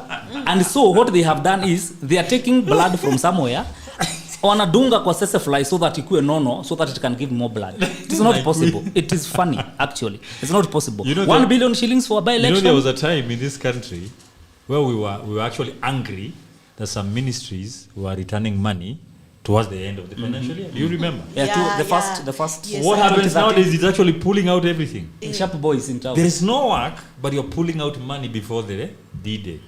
But there was a time here in Kibaki's time, and actually in some years with Uhuru, that actually ministers could even be found, pesa yao yenye wamepatiwa ya mwaka mzima hawajamaliza, sasa inabidi warudishe so that it can be now be accounted for. Do you remember, actually, let me pick up on one man called Oparanya. Do you know when he was a minister, there is a time actually he found 500 billion that was within our financial systems and could not be accounted for. That is why now Kibaki actually realized there is too much money coming from Somalia and the Al-Shabaab thing, the piracy. That there was a time where government was prudent. That even if there is money that has come away from the systems in this country, it could actually be traced. And they realized actually Kisimayu is bringing so much money in the country that cannot be accounted for. Nowadays, we saw reports of in the US that Minnesota money is actually in Nairobi. But the government cannot tell you this money is here, not there, because they are all culprits. That is how bad our systems are. And that is why Ruto must go home. Mr. Mundalo, yes, you Yeah, want to do Trisha, that one. Yes. you have allocated a lot of time to propaganda spewing. And I was seated listening and wondering how you ate the bait of discussing the finance bill and now started discussing Rironi Mausamit Road. Because the truth is that, and I've kept continuously telling these, my brothers within the opposition framework, that Kenyans will not buy those narratives. We are in a country where people can do basic research. You've just read someone there who is already dismissing what you're saying about education. He's just saying education has a 400 billion budget, it has a 781 billion budget. So the truth is, at the end of the day, this propaganda, how can you be able to, you can confirm. What I talk about, I have the temerity to confirm, unlike your figures. So, Trisha, we cannot be able to be just a country of propaganda. My brother there has talked about 9 figures, 3.5 billion and all those things, but he can't recall one element in the finance bill. A brain that can recall over 10 figures can be able to basically recall two things in a finance bill. He can't recall that. So sometimes when this propaganda is spewed, I'll always urge Kenyans, don't, and it's not me to urge them. Kenyans are not falling for those things. We are now saying that money does not come back nowadays. Just in this financial year alone, TSC is on record not having spent its full budget. It took back the money. You can be able to confirm. So this propaganda sometimes, this propaganda sometimes, is it? Because I stay a bit silent. Is it true that my brother said under this regime no money comes back? It is a fact. Have I not just told you that TSC returned money in this financial year? It is another fact. So I'm just trying to tell you, Trisha, that there is usually a lot of this propaganda that will keep being there. And a conversation about a finance bill is very important for this country. I am so perturbed that my brothers have a lot of congratulations for the people who voted no, but they can't be able to pinpoint why they voted no. That when you take them the direction of the finance bill, they want us to discuss budget. When you take them the direction of budget, they want us to discuss Rironi Mausamit Road and all those kind of things. Then you want us to discuss contracts. I have told you, Trisha, I am not one of those people who runs away from responsibility. But and one of the things, and one of finance bill. But it's not finance bill. It is the finance bill that is financing the budget. Good, but why do you speak about finance bill, but you can't speak about what? Good, but there is finance bill and budget. It disappoints me sometimes when to realize that some people, we held them in offices as high as deputy president. Sometimes it explains why the country has suffered this much. So the reality is that he cares about how we are going to get maybe money. you'll tell him that on this show we don't shout. No, we don't shout. Then you'll rebuttal. Exactly. Yes. So it is quite disappointing, and sometimes you'd realize that maybe some of these attitudes are the ones that led us for 2.5 years. It can be quite disappointing. So the truth is, the country cannot be able to be led on sentimentalism. The country can only be led on facts and figures. And we must not run away from responsibility. For instance, my brother talked about contracts that are not being provided. I agree, and I'm one of the advocates that it's important for the country to know that we have this contract. But I don't run away from the responsibility that me and him in the Jubilee administration also didn't provide those contracts. We were not able to provide them. So it can't be so pathetic today, but when we were doing it, it was okay. That is the unfortunate reality. So let us advocate for the contracts to be open now as we advocated for them before. So the truth is that at the end of the day, Trisha, sentiments and these figures that are being thrown in terms of propaganda are not going to work for Kenyans. And you can be able to see it on their faces, that every time you bring propaganda, they will shoot it down. Because it's an era where people can do their research, basic research, and do that. We have so many, you can't say the government has done totally nothing. Honestly, I wouldn't even go to that, because Kenyans themselves, they'll be able to show you.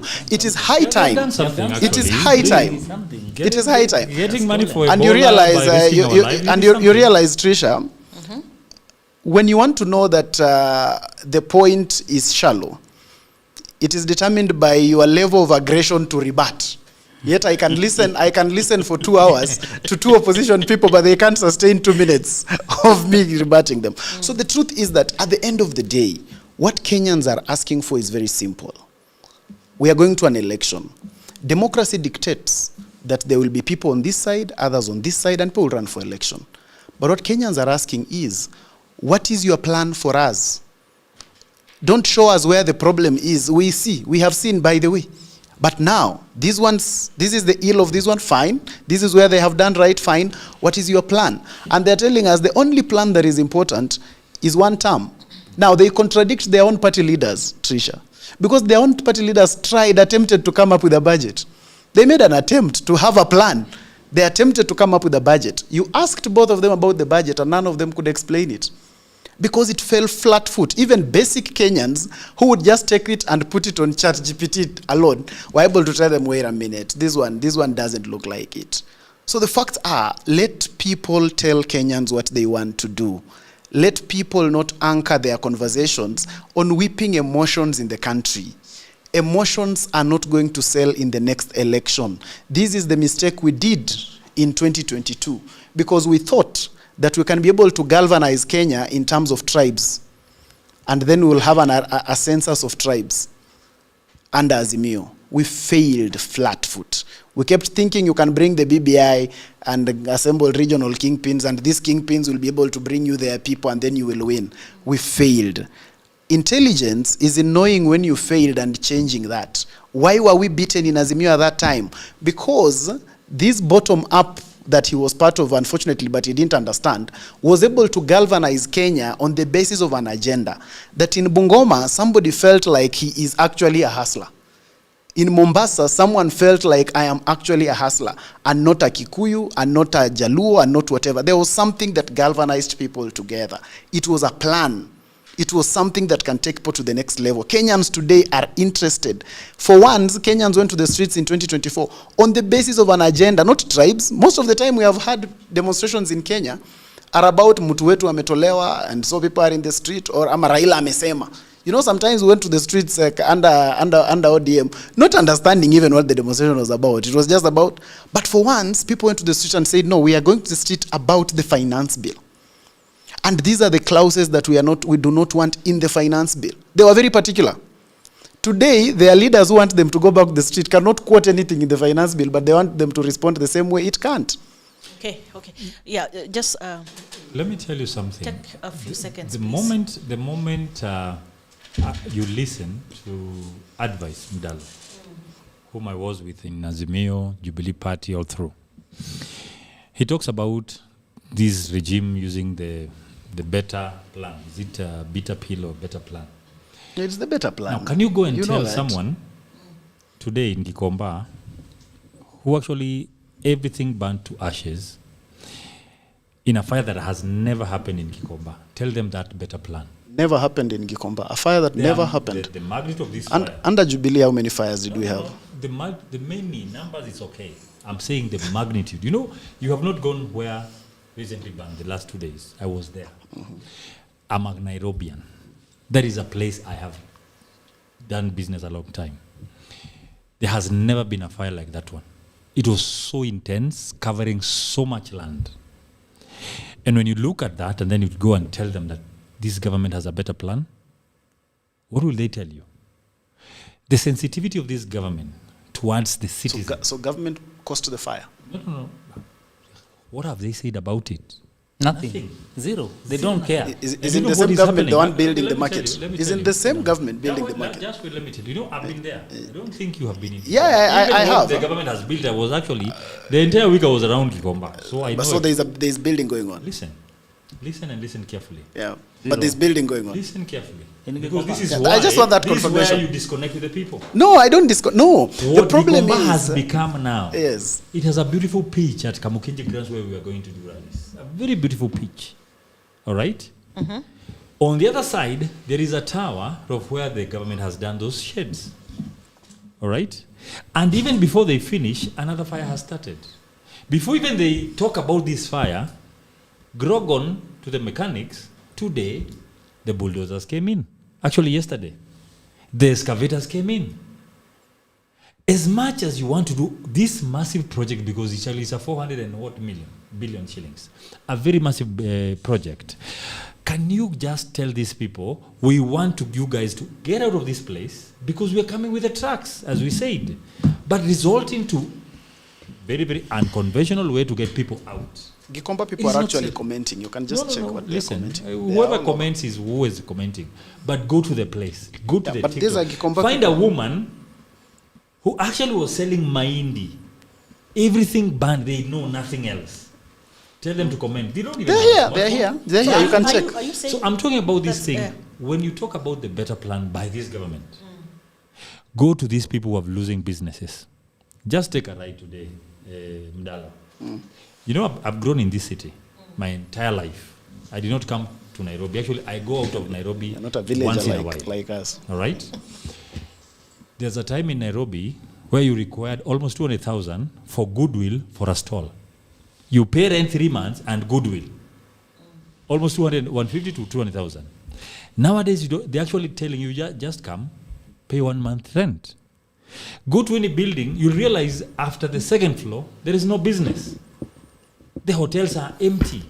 The city is so dead because there is no circulation of money. Why? The money that we see being weighed by scale because they cannot count anymore. That is the better plan. Tell that landlord. The guys who actually, you go and you know you are selling shoes, all of a sudden, people come and say, this is counterfeit. They take away all your stock. And you have been doing that business, the county has given you licenses, they have been there with you. What has happened? I don't advocate for counterfeit products. But why can't this government work with its people, communicate its policies with the people, allow those 3-4 months for people to relocate and then do whatever you want? The insensitivity of this government towards the people, that is what has raised all this anger. We say we don't want this finance bill, you say it must happen, then we are on the street, you shoot us, and you say even tunapiga risasi kwa mguu, and all these conversations are happening from the executive. So when people come and they are hardened by your lies, I saw a serious documentary by one of the radio stations, the Nithi Bridge, all these projects that you keep telling us until one method had to stand up to the president and say, this, we have launched it so many times. Why can't we implement it? And actually that road passes outside our gate. That road that Medho was talking about, the one from Miharate, it passes outside our gate because I'm from Nyandarua. So when you have a government that is full of these lies, now they want to come to the last year and purport to be doing this project. We know why they're doing it. And we are so hardened by these lies, this insensitivity, that's why we say actually this government must go fast because it's supposed to serve the people. All right? So when you look at us as Linda Mwananchi, whatever movement we are, when we are going to the people, we are actually communicating that simple message. There is no reason to do a road if you're killing the people who can drive it on that road. So, just shortly, so that now we finalize with the main topic of the show. Yeah, we just want to answer the question because the question was, is it democracy, is it democratic expression or is it just organized chaos? The issue of this Kenyan culture of protests. Sure. I thought I would be given a minute to rebut because there was a question you had asked, I had forgotten, about DCP's government, how our budget would look like. Sure. Yes, we had our budget that we read. Of course, I didn't know that Kalonzo also had his budget proposal. I didn't know because I don't work for Wiper. I work for DCP. And so we had ours that we presented at the party. And we had said this, first things first. You cannot put a very big budget and out of that, majority of money is through operations. That is money laundering, that is stealing public money. So what we are saying is, for State House, we will reduce the budget for State House from 17 billion, the current UDA's budget, to 3 billion shillings. Where Jubilee was. Exactly. We will have discipline in borrowing. Remember, we are borrowing over 1.2 trillion shillings to bridge the gap between 3.6 and 4.32. This 1.2 trillion shillings, if we look at the way we will reduce our budget allocation, it will end up to zero. We won't be able to buy. Yes, the finance year 2027, 2028. No borrowing. There will be no borrowing, zero borrowing. We will have very disciplined borrowing. Is it practical? Yes, it is very practical. Of course, look, our budget is at 3.6 trillion, our own revenue. Then we are taking it to 4.32 trillion shillings. The 1.2, as I had explained, is for what you call operations here and there. Those are where the money is getting lost. If you decided to use this 3.6 trillion budget by ensuring that you put priorities on education, you put priorities on agriculture, and you ensure you have serious discipline on borrowing, particularly on external borrowing, because we have to deal with our own bulging of borrowing. Look, these guys, where did Uhuru Kenyatta left at around 10 trillion? They have taken it to 15 trillion within a period of 3 years. No, let me ask you. See, I thought, yes. I thought the president right now is really supporting matters agriculture. Yes, sure. Because I even saw the other day. Was it yesterday? He had given the issue of the coffee. He had given 97 billion in this budget, and DCP is saying we will move it to 300 billion shillings. Sure. The amount of money that executive is enjoying there up, as he had said, bottom up, we will take it from up to bottom. Bring it to the bottom. They took it from bottom to up. Are you getting it? We will prioritize on health. 1.167 billion the current financial year to 450 billion. We will ensure that public administration, that's what I'm talking about. Public administration, here and there, per diem, they are eating a lot. And I hope you are eating well because you only have very few months. And he's really defending this government. And I told the people, you know I was there. If you are really defending this government, so you are also eating. No, I know what happens. Eating on behalf of those who created it. I know what happens. If this gentleman is not eating in this government, Akiamungi will never eat any other time. But if he's eating well and good, he has every right to defend as he's doing. And finally, of course, what I have said, 1.14 trillion borrowing, we'll take it to zero. Okay. All right, now the Do question. I have a right of... Yeah. I know you're not going home. Anyway, no. Just rebuttal. Actually, I'm just doing it. You know, sometimes when your DNA is focused on, when you what you do in a government is eating, that's what rings in your mind every time, because you have been taken away from an eating culture, and so that is the problem. So you can't really understand that we have Kenyans who can be independent, who can just be able to look at a government and first of all understand that government is there to serve everybody. Yes. Okay? It is the same thing I was doing outside here, even before I went into Jubilee administration. My concern and my stand has always been that governments must first be allowed to function. And the aspect of us versus them should never be there, because at the end of the day, a government that fails its own people. So when this government fails, all of us fail. And all of us cannot be able to even sit here because there will be no peace in the country. The fact that we can sit here up to 10 and all of us are sure that we will get home is because there is someone who is doing something somewhere. So that's why sometimes my brother does not have that. That understanding is stretching his imagination too far, because the only thing he understands is an eating culture. And that's why when he served in the office of the deputy president, all they asked for is supplementary budget at all times to increase their money. This money that is calling operation, all the time, theirs was to increase it. But this is the economics, maybe the basic way to understand the economics of DCP, is just to have the realization that these are people who can travel, about 10 or 12 of them, to go to the UK, pay business class tickets, and when they get to the UK, they ask the people there to fundraise for 1.5 million to buy a pickup. That is the basic. And so when you just understand that alone, you can then understand what the economics looks like. Because a business class ticket for one person is about 500, 600,000 to go to the UK. He actually it's very many pickups. So for each one of them, they are spending 1 million shillings, but when they go there, they have to fundraise 1.5 million. That is the basic mathematics of the economics of DCP. But what I like about him is that he knows how to throw around numbers and figures. Yeah, and I think he thinks when you throw around numbers and figures, it makes you look a bit more intelligent. Sometimes it does, but on a panel where people can be able to read into the facts, it becomes a bit difficult. That's what I call Ndindi Nyoro's ChatGPT arguments. And this country today, you cannot survive on that. The people today want reality. They want you to tell them what you are going to do for them, why you are going to do for them, and where you are going to get the money. Even when you look for I'm sure even if Kagai today chooses to run for president, one of the most awkward things he will not tell you is that there will be no borrowing. But you can see when you have the courage of DCP, you can actually say it. Thank you very much. Santi. So please give us that clip around the But still, Mandamano as we wind up. We don't need to borrow when it's not necessary. And of course, we are opening our lines also for the viewers to participate in this conversation. If you have any question, any opinion, any idea, then we are opening our phones so that you can give us a call right there on the screen. That is on our YouTube channel. Yeah, there was a clip there around, that is for the Deputy President.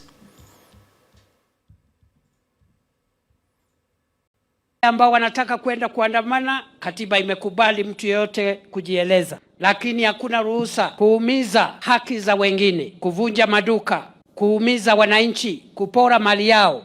Hakuna ruhusa kikatiba kufanya hayo mambo. Kwa hivyo mimi nataka niwahakikishie kwamba usalama wa kila mwananchi utahifadhiwa, usalama ya mwandamanaji, lakini pia usalama ya mtu ambaye ni mwenye duka, usalama ya mama ambaye ako sokoni, usalama ya msafiri utadumishwa, kuhakikisha kwamba kila mwananchi anaendelea na shughuli zake. Na mimi nasema wenye kuleta hii kuitisha hii walikuwa wanasingizia mswada wa fedha. Sasa mswada wa fedha hauna chochote ambacho kinaweza kuzungumziwa. I wonder what else is making those who had called for those protests to continue. Na mimi nataka niseme anyway, ile mambo yao wanataka kufanya wafanye, lakini hakuna kuumiza wananchi. Hii Kenya, kila mwananchi amelindwa na serikali, amelindwa na sheria. Okay. Yeah. I think we've heard that is the Deputy President of the Republic of Kenya, Professor Abraham Kithure Kindiki. Yes, yeah, he said that. He's just reminded us Kenyans that we have the right in the Constitution that we can protest peacefully without affecting other people. And I think DCP also, Director of Communications. Yeah. I think you people also said you were telling Kenyans not to go to the streets. They said people to stay at home. And did they fire Njoi? You see, I don't know if it's this government that is out of touch with the reality on the ground, or they don't really, or they are so much in panic mode. So, you know, when you're in panic mode, you sometimes even forget to read between the lines. There were no maandamano on 25th. It was a commemoration of over 100 deaths that were caused by the finance bill 2024-2025. It was, meaning it has been cancelled, Ama? No. We first respond to what Kindiki is talking about, and even the president. Yes. I was expecting that to come from the president, but I was wondering if I didn't listen to the president. Maybe he responded, but it was not supposed to come from the deputy president, because if the deputy president says so, what will be the president say? But they were in the same function. Anyway, it was a commemoration. It was a commemoration for the deaths of the young heroes and those who died fighting for their rights. Yes. In the year 2024, in the financial year 2024-2025 and 2025-2026, if I'm not wrong, of 100 deaths. It was a commemoration. It was it was a procession. It was not a maandamano. But because this government is so panicked and they fear maandamano like hell, now they are saying that people should not go outside to just commemorate, to just move in drones and commemorate. There were no maandamano, by the way. It was not maandamano. It was a commemoration. But they have put it so. And so because since when we left office, we have had so many brutal engagement with the police officers.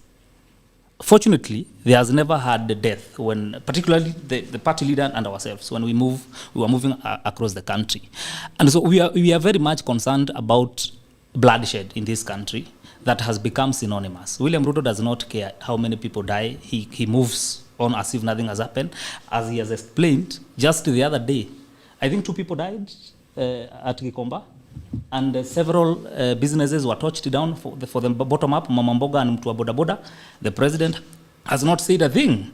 And I don't know which kind of better, as he's saying. So better means bottom up transformational agenda. I don't know which better they are talking about if they cannot mind about the small and medium enterprises like those people from Gikomba. And therefore, our party leader, after soul searching and as a father, see, it is not his maandamano. It was not his commemoration.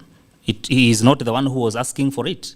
It were the young people. It was the young people who were asking for to get out, to be allowed. Just the way Arsenal celebrated the Premier League, we were going to remember the people who died. And so, because Rigathi Gachagua is someone who understands and he has fatherly heart, and that is the same reason he had a parallel press conference in Mombasa, because he realized the president did not understand what was supposed to be done at that point in time. And so, as a leader, he decided to say his mind. The same thing he has decided to say in his mind today, and said that because we have had engagement with the police officers, including a formation of a special police unit that have caused mayhem in this country, particularly on our political engagements. He's saying, you guys, I know you might be, it is nice to go and remember your young people. But listen, what has been planned is that Murkomen, the Cabinet Secretary for Interior, has organized goons the same way he does every other time. And so, if you go to the street, because they don't even understand it is a commemoration, it is not maandamano, goons will be engaged and they will cause mayhem. Police officers will come and try to bring peace and order, and so many people will be killed. And because we are just 1 year shy of the 2027 election, why don't we do maandamano on the ballot? We only have very few months to go for William Ruto to go. So, instead of going to the street and causing death, and because these are opposition votes, why don't we stay at home? You see, there are so many ways to demonstrate. So just a question. So who is Gachagua in the Gen Z anniversary? No. He's. I haven't said he's. To tell them not to go. Gachagua is a leader. Is a leader in this country. He was a former deputy president, and just like a father. You know, he was not anybody when he sided with the Gen Zs when he was the deputy president. He was the deputy president then. He was nobody in the Gen Zs. In fact, he didn't know a Gen Zs existed.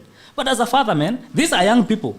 They have been told to be shot to death. Let me say they have been something, told to be shot on the legs. Tomorrow, they will be shot on the head. And of course, because the president given that loophole for shooting. You see, shooting has no specific places. You will be shot on the legs, others will be shot on the head. And because there are votes for next year to remove William Ruto from power, why don't we then wait until we take William Ruto home instead of them now? Please, allow him to say something also. You know, I want to say something. Yes. With respect to my two brothers, in 2024 they were not on the streets, both of them. I was. So for them to even understand, or even in this government, you know, they were in government. My brother had already left me. Yes. In the office. Where had I gone? You had left me to go and join government. Where? 2024. I remember we had an interview at another station. You had already gone to government that time. You went early. And him was actually in the government. But I was in these streets. If you go through my socials, you will see me actually in those streets. It is hard even for this government to understand what is happening on 25th of June, this Thursday. Okay?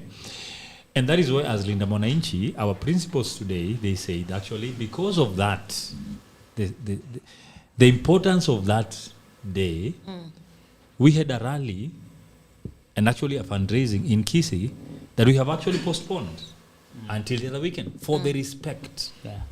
Because all these people that you see in Linda Mwananchi, they were actually part of that demonstration. You remember Babu Wino jumping over the gates of Parliament to come and stop the police and join the young people. You could see Sifuna stepping between the police and the young people. You could see all this agitation from the Linda Mwananchi side in that time. Actually, that is what birthed actually Linda Mwananchi. The reason why there is this Thursday commemoration is the same that we have on Mashujaa Day. These are the shujas of our young people. The generation that actually told this government, enough is enough, you cannot take us for granted. Responding by guns and everything. That is why we are remembering them. So it is hard for this government to understand what will be happening on Thursday. Right? And it is so also hard for even some of these leaders to even say, please don't come. We are not giving you permission to leave. Who said that young people are asking for permission? You're not giving young people permission. They're just actually giving you a notice that on this day, it's our day, and we shall do exactly what we are purposed to do. Go remember Rex Masai, go remember Calvin Sotieno, go remember all these young people who were brutally murdered, some drowned, some all the manner of things. And actually, I can tell you, the reason I'm very sensitive on this, when Rex Masai was shot, I was 2 meters away from him. 2 meters away from Rex. When he fell down, I was watching it. When we tried to go and rescue him, the guns exploded. So these are things that we feel so close to us, and we respect this day, that if they say we are going to the street, they're young people, I will be in those streets. If the government comes with their gun, I will still be there, because we cannot be sold fear. We must stand for something in this country. Whether they like it or they don't, we are not actually asking for permission to do what we want that is given to us by the Constitution. So, Abrake, don't worry whether things will be destroyed, because you are the one who brings people to destroy and then come to us and beat us up. It is actually confirmed that they bring people to create chaos so that they can have a reason why to disrupt it.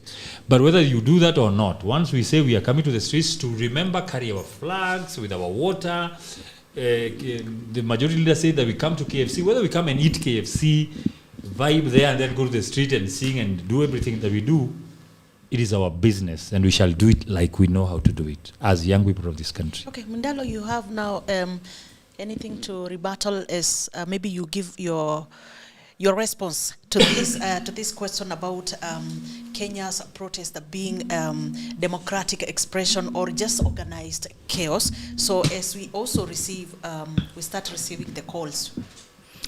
I think first of all, it's important and everyone must understand that the right to protest, demonstrate, or do whatever it is that people want to do in the streets is enshrined in our constitution. So it's not a question of whether who allows or doesn't. That is something that is enshrined in our constitution, and people must be allowed to express themselves. It is the beauty of our democracy. It is the reason why we can have divergent opinion on this podcast here today. And not everyone can come on this podcast. Others must go on the street. Others must go wherever they have to go. And so that must be able to be given. That is the reason why we are not our neighboring countries. That is the reason why today we can have conversations about the next election with no one being sure that someone must win because they hold power or anything like that. So the beauty of our democracy must be upheld, and we must be able to allow people to express themselves. What I disagree with is political infiltration. That politicians must not use the cry of ordinary Kenyans and the young people who went to the street to exercise political expediency. That is what must not happen. And I'm glad that young people have already started seeing this, and they know that some of you want to come into our protest so that then you take the glory and start making it look like you are the ones that made us go to the street. It's good that people are seeing through the lens of some of these leaders. It's essentially the same thing that the matatu operators did. They called for people to stay at home, and they called for a demonstration that, in my view, was very organized. But political infiltration started coming in, then they started burning tires. Because the problem with our country, Tricia, is that politicians think that protest is only considered successful when people stay at home, when people cannot run their daily routine, and when some people must be hurt on the street. And that's why they will always try to ensure that there is something of that nature. And that's why very early in the morning you always hear that when they call for a demo, from very early around 9 a.m., they start shouting on social media. When the streets are empty, it's considered heroic. We start saying, "Wezi cheza na huyo jamaa. He's a very strong guy." Just because you've ensured that people cannot actually go to work. I think that is retrogressive. So in my view, everyone must be allowed to go to the street to exercise whatever right they have to. And especially for this June 25th, I agree with Kagai that it's a very, very emotional moment for especially the people who are on the street. They understand why they were on the street. They know, some of them don't hear these names of people who died on the street as statistics. Because some of us hear those names as statistics. When we talk about Rex Masai and whatever, we have people who hear it as statistics, but we have those ones who have lived experiences.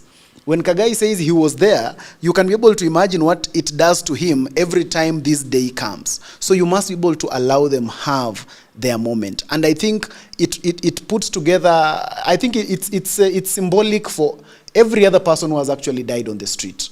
From the 2013, the 2017, because all those people, this actually means something for them, and so it must be able to be taken. It must not be politicized. I know my brother wants us to discuss the politics in it, but on some, of course, I understand it is the best DCP does, but sometimes you can also try and just avoid being DCP and become a Kenyan. But it's very unfortunate that the government has already politicized it. Murkomen said this yesterday. That is what you want to hear. You see, they are harassing the young people. They are saying it is maandamano. It's not. They don't even understand what. Those of us who want to be objective want to let that day be for the Kenyans to commemorate. Yeah. We don't want to. I'm also for the. Actually, it's good that let nobody try. Let nobody. Even if they want to do maandamano, they can as well do it. because they have a right, even if they want to picket. You must go to the street. No. They will do. Does not mean you must. DCP, stop trying to tell the young people what to do. The young people don't want to be told they know what they want. They know what for DCP. How to do it, they know it. I think DCP has the legacy. You can be able to command maybe the DCP Youth League, but for the young people of this country, please let them do what they want. I wish them all the best. Let's receive this call. Hello. Hello, Tricia. Good evening. Good evening. Where are you calling us from? Allow me to hold my location and my name. Yes. And let me just go direct to the point. I'd like to say that I really agree with Mr. Mondalo because I believe in the mantra of no taxation without representation. So for those MPs who were absent during the finance bill, I would like to say shame on them. So on to my point, first of all, I'd like to say that exactly. So for the first thing I'd like to say is that we've been so much intrigued with the budget is about two bills, appropriation bill and finance bill. Yeah. And we have been so much into finance bill, but we have not been checking on the appropriation bill. So for me, I feel like we should be more keen on the appropriation bill because appropriation bill is the one which directs more on the finance bill.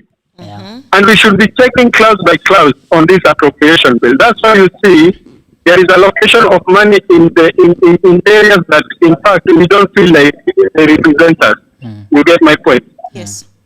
And the other thing is, I like to tell both here, he doesn't have to tell us about the DCP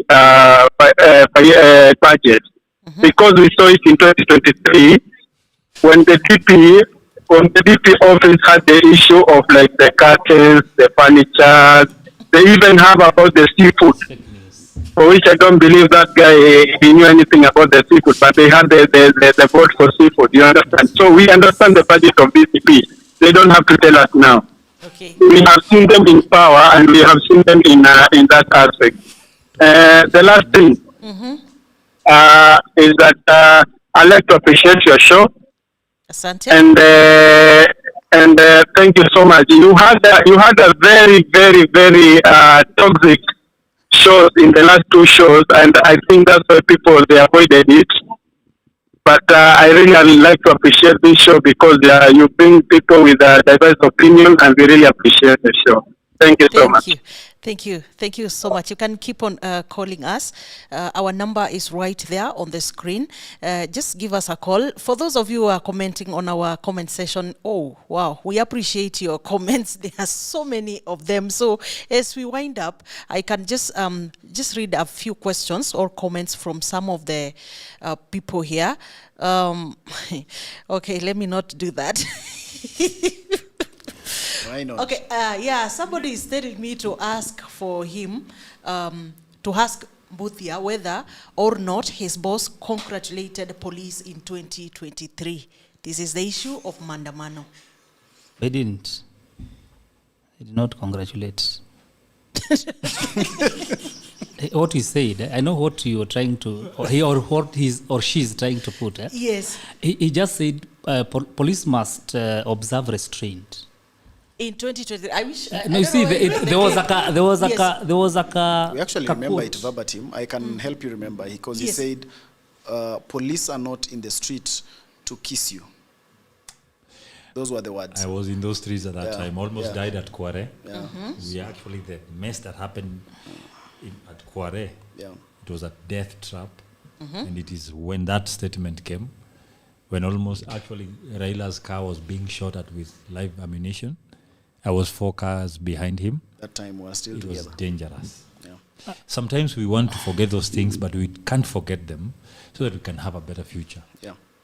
That's why Linda Mwananchi exists. You see, again, he was not commanding the police, of course. He may have said that, but you see, what he meant basically is, and he has explained so many other times, that as much as, and of course we are not saying that demonstrations are not infiltrated. They are infiltrated. Even when Raila Odinga was leading Mandamano, they were so vicious sometimes and people would go and burn, do everything. It was not the maandamano that we saw in 2024 when Gen Zs were in the street, and that's why he came back So as the deputy president. Remember, he the came. Raila one was the one where police were not supposed to kiss people. I'm just trying to get clarity from yourself. He said that in 2023, as you have said. And at that time he was right. At that time he was right. I don't know. Actually, but you see, in 2024, let me help you on this. Let me help you on this. When we were at the burial of Onyonka's mom in Kisii, actually the reason I admire Sifuna's leadership, because actually he brought all this conversation in one and said we did not agree with Gachagua when he was actually getting to the office at 5 a.m. to prepare to shoot at us when we went to the streets in 2013. But right now, because of the agenda of the country, we must close ranks. He also said that Matiang'i also, what he had done with them during the 2017 season, it was unfair. He didn't agree. But now, there's a call to country. A call to country, whereby we must close ranks, forget all these things. Okay, I think they've just left. So there's also somebody here who is saying that Mundalo sounds intelligent. Why can't the government just employ him? Because what we are getting as output from the government, he is supporting does not come anywhere close to what he speaks. These are people of the internet, yeah? Public relations, that is what it's called. Public Do you have management. anything to respond? No, that's opinion. That's opinion, and everyone is entitled to theirs. Yeah.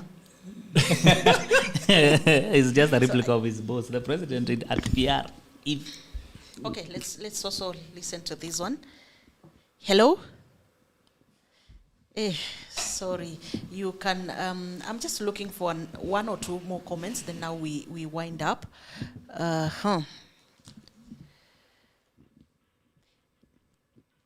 Hello? Hello? Please, sorry, I am calling again, but I'm sorry about this one. There is one point very important that I forgot. It is the issue about, you see, there was this issue that about the Mitumba bill. This bill was there in the initial bill. It was there. Even about the issue of taxation of M-Pesa, it was there. Yeah. For me, I'd like to say it was very important for people like Kambui to address it in the third reading, because we know about this government. We know how majority leader talked about the issue of how they passed the 2024 budget anyway, even if it was withdrawn, but they say anyway they passed it. So it was very important to bring it on record and make sure that this clause was not there.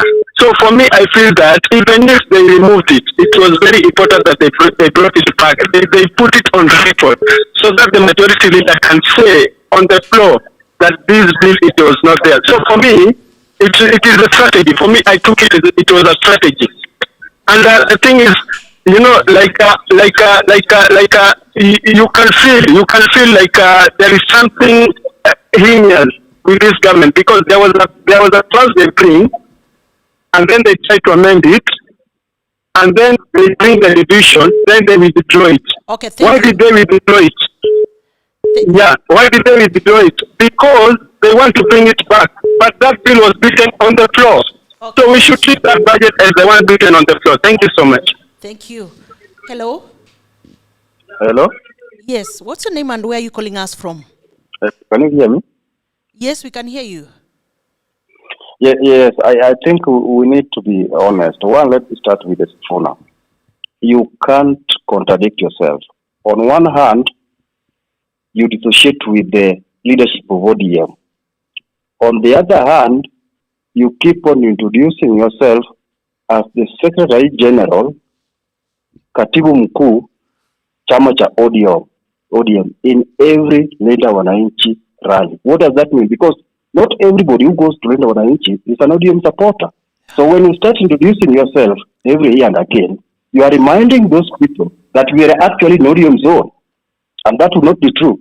So I think if you disagree with the party on principle and integrity, the best thing, honorable thing to do is to quit. Simple. Because he has told us number of times that is a foot soldier of Raila Odinga. Raila Odinga is one of the people in the history that resigned after falling part with them, whatever that party. Oginga Odinga is another person who did the same. So I think if we were to practice political hygiene, once you disagree with the party that sponsored you, the best thing you do is to do the right thing, is to resign and dissociate with that party completely and let people go and go your way. Thank you. The second thing I want to address before is Linda Wananchi is amorphous movement. Everybody speaks for itself, for himself or herself. So there is no, they go to Nyeri, they apologize for Rigathi, for impeaching Rigathi. So the same Sifuna who told us sometime back that even if given second chance, he will still impeach, he will still vote yes to impeach Rigathi Gachagua. Today, is apologizing. So I think we lack integrity, and this is why I have a problem with them. As a leader, you must lead by example. You must play integrity and those principles of values of leadership. I think Sifuna lack all of them. Okay, thank because you. They have demonstrated over the years. Thank that you. is not a man who stands on principle. On one hand, he preaches water. On the other side, brings wine. That's not the way to go. Thank you so much. I think we need to call it a day. It has been a very interesting conversation, and of course so insightful, and yeah, everybody has given their best right here. Before I leave, somebody is just saying, I call this Wamnyoro Brigade alternative operation, not alternative government. Well, let's just go and have a good night. So thank you guys for joining us in this conversation. That is the political headache right here. So I think up to next time, until next time. Sure. Thank you so much. Have a good night. Asante. Good night. Good night. Good night. All right, people of the internet, I hope that you're enjoying this episode very much. And I just had a break to tell you about my new book. You know, everybody says that there is no job, and that is true. Also, that was me 10 years ago. The problem is that everybody is trying to get a job in their town, in their city, in their marketplace. They ask friends for jobs, mothers call uncles, uncles call brothers, but there are no jobs. Let me tell you what no one is telling you. Jobs migrated online. What I actually mean is there are many, many jobs around the world, and there is no one to do them except you. I work for Americans myself. I work for Europeans. I work for the Chinese. I work for the Australians. I work for the Canadians. And so, because I have done so much for myself, I said to myself, you know what? I should compile what I've been doing for the last 15 years. So in 2024, I wrote a digital book called Goldmine 18 Hustles for Africans. And then in 2025, AI came. People say AI is taking away our jobs. And for me, I'm going to say false. There are actually AI jobs. Jobs are not being taken by AI, but there are new jobs online that are there because of AI. Now, mimi ni nani? I created more jobs. And for now, in my book, in my new book, we have 25 online and offline jobs that you can leverage on if you do not have a job. So in this powerful volume 2, I share 25 new actionable online hustles specifically researched and tailored for Africans. My new book provides clear step-by-step guidance drawing from my extensive experience and research, including the mistakes I've made and lessons I've learned over the 15 years that I have worked online. So what can you do online? You can become an executive assistant for busy folks in Europe, America, Canada, and get paid for tasks like watching videos and taking online surveys. Okay? You can build a lot of things. Build a business as a virtual assistant, start an e-commerce shop without capital, be an affiliate marketer, or you can also become actually an English tutor and tens of AI jobs. If you have a job, that is fine. But I also know that you can buy this book for that brother, for that sister, for that mother, for that cousin, for that husband who is watching Netflix all day at home. Buy it for your friend who is always asking for cash. You know that friend. Now, all the information is on the description below. You can also inbox me, you can WhatsApp me, or go to my website, which is odworjegero.co.ke.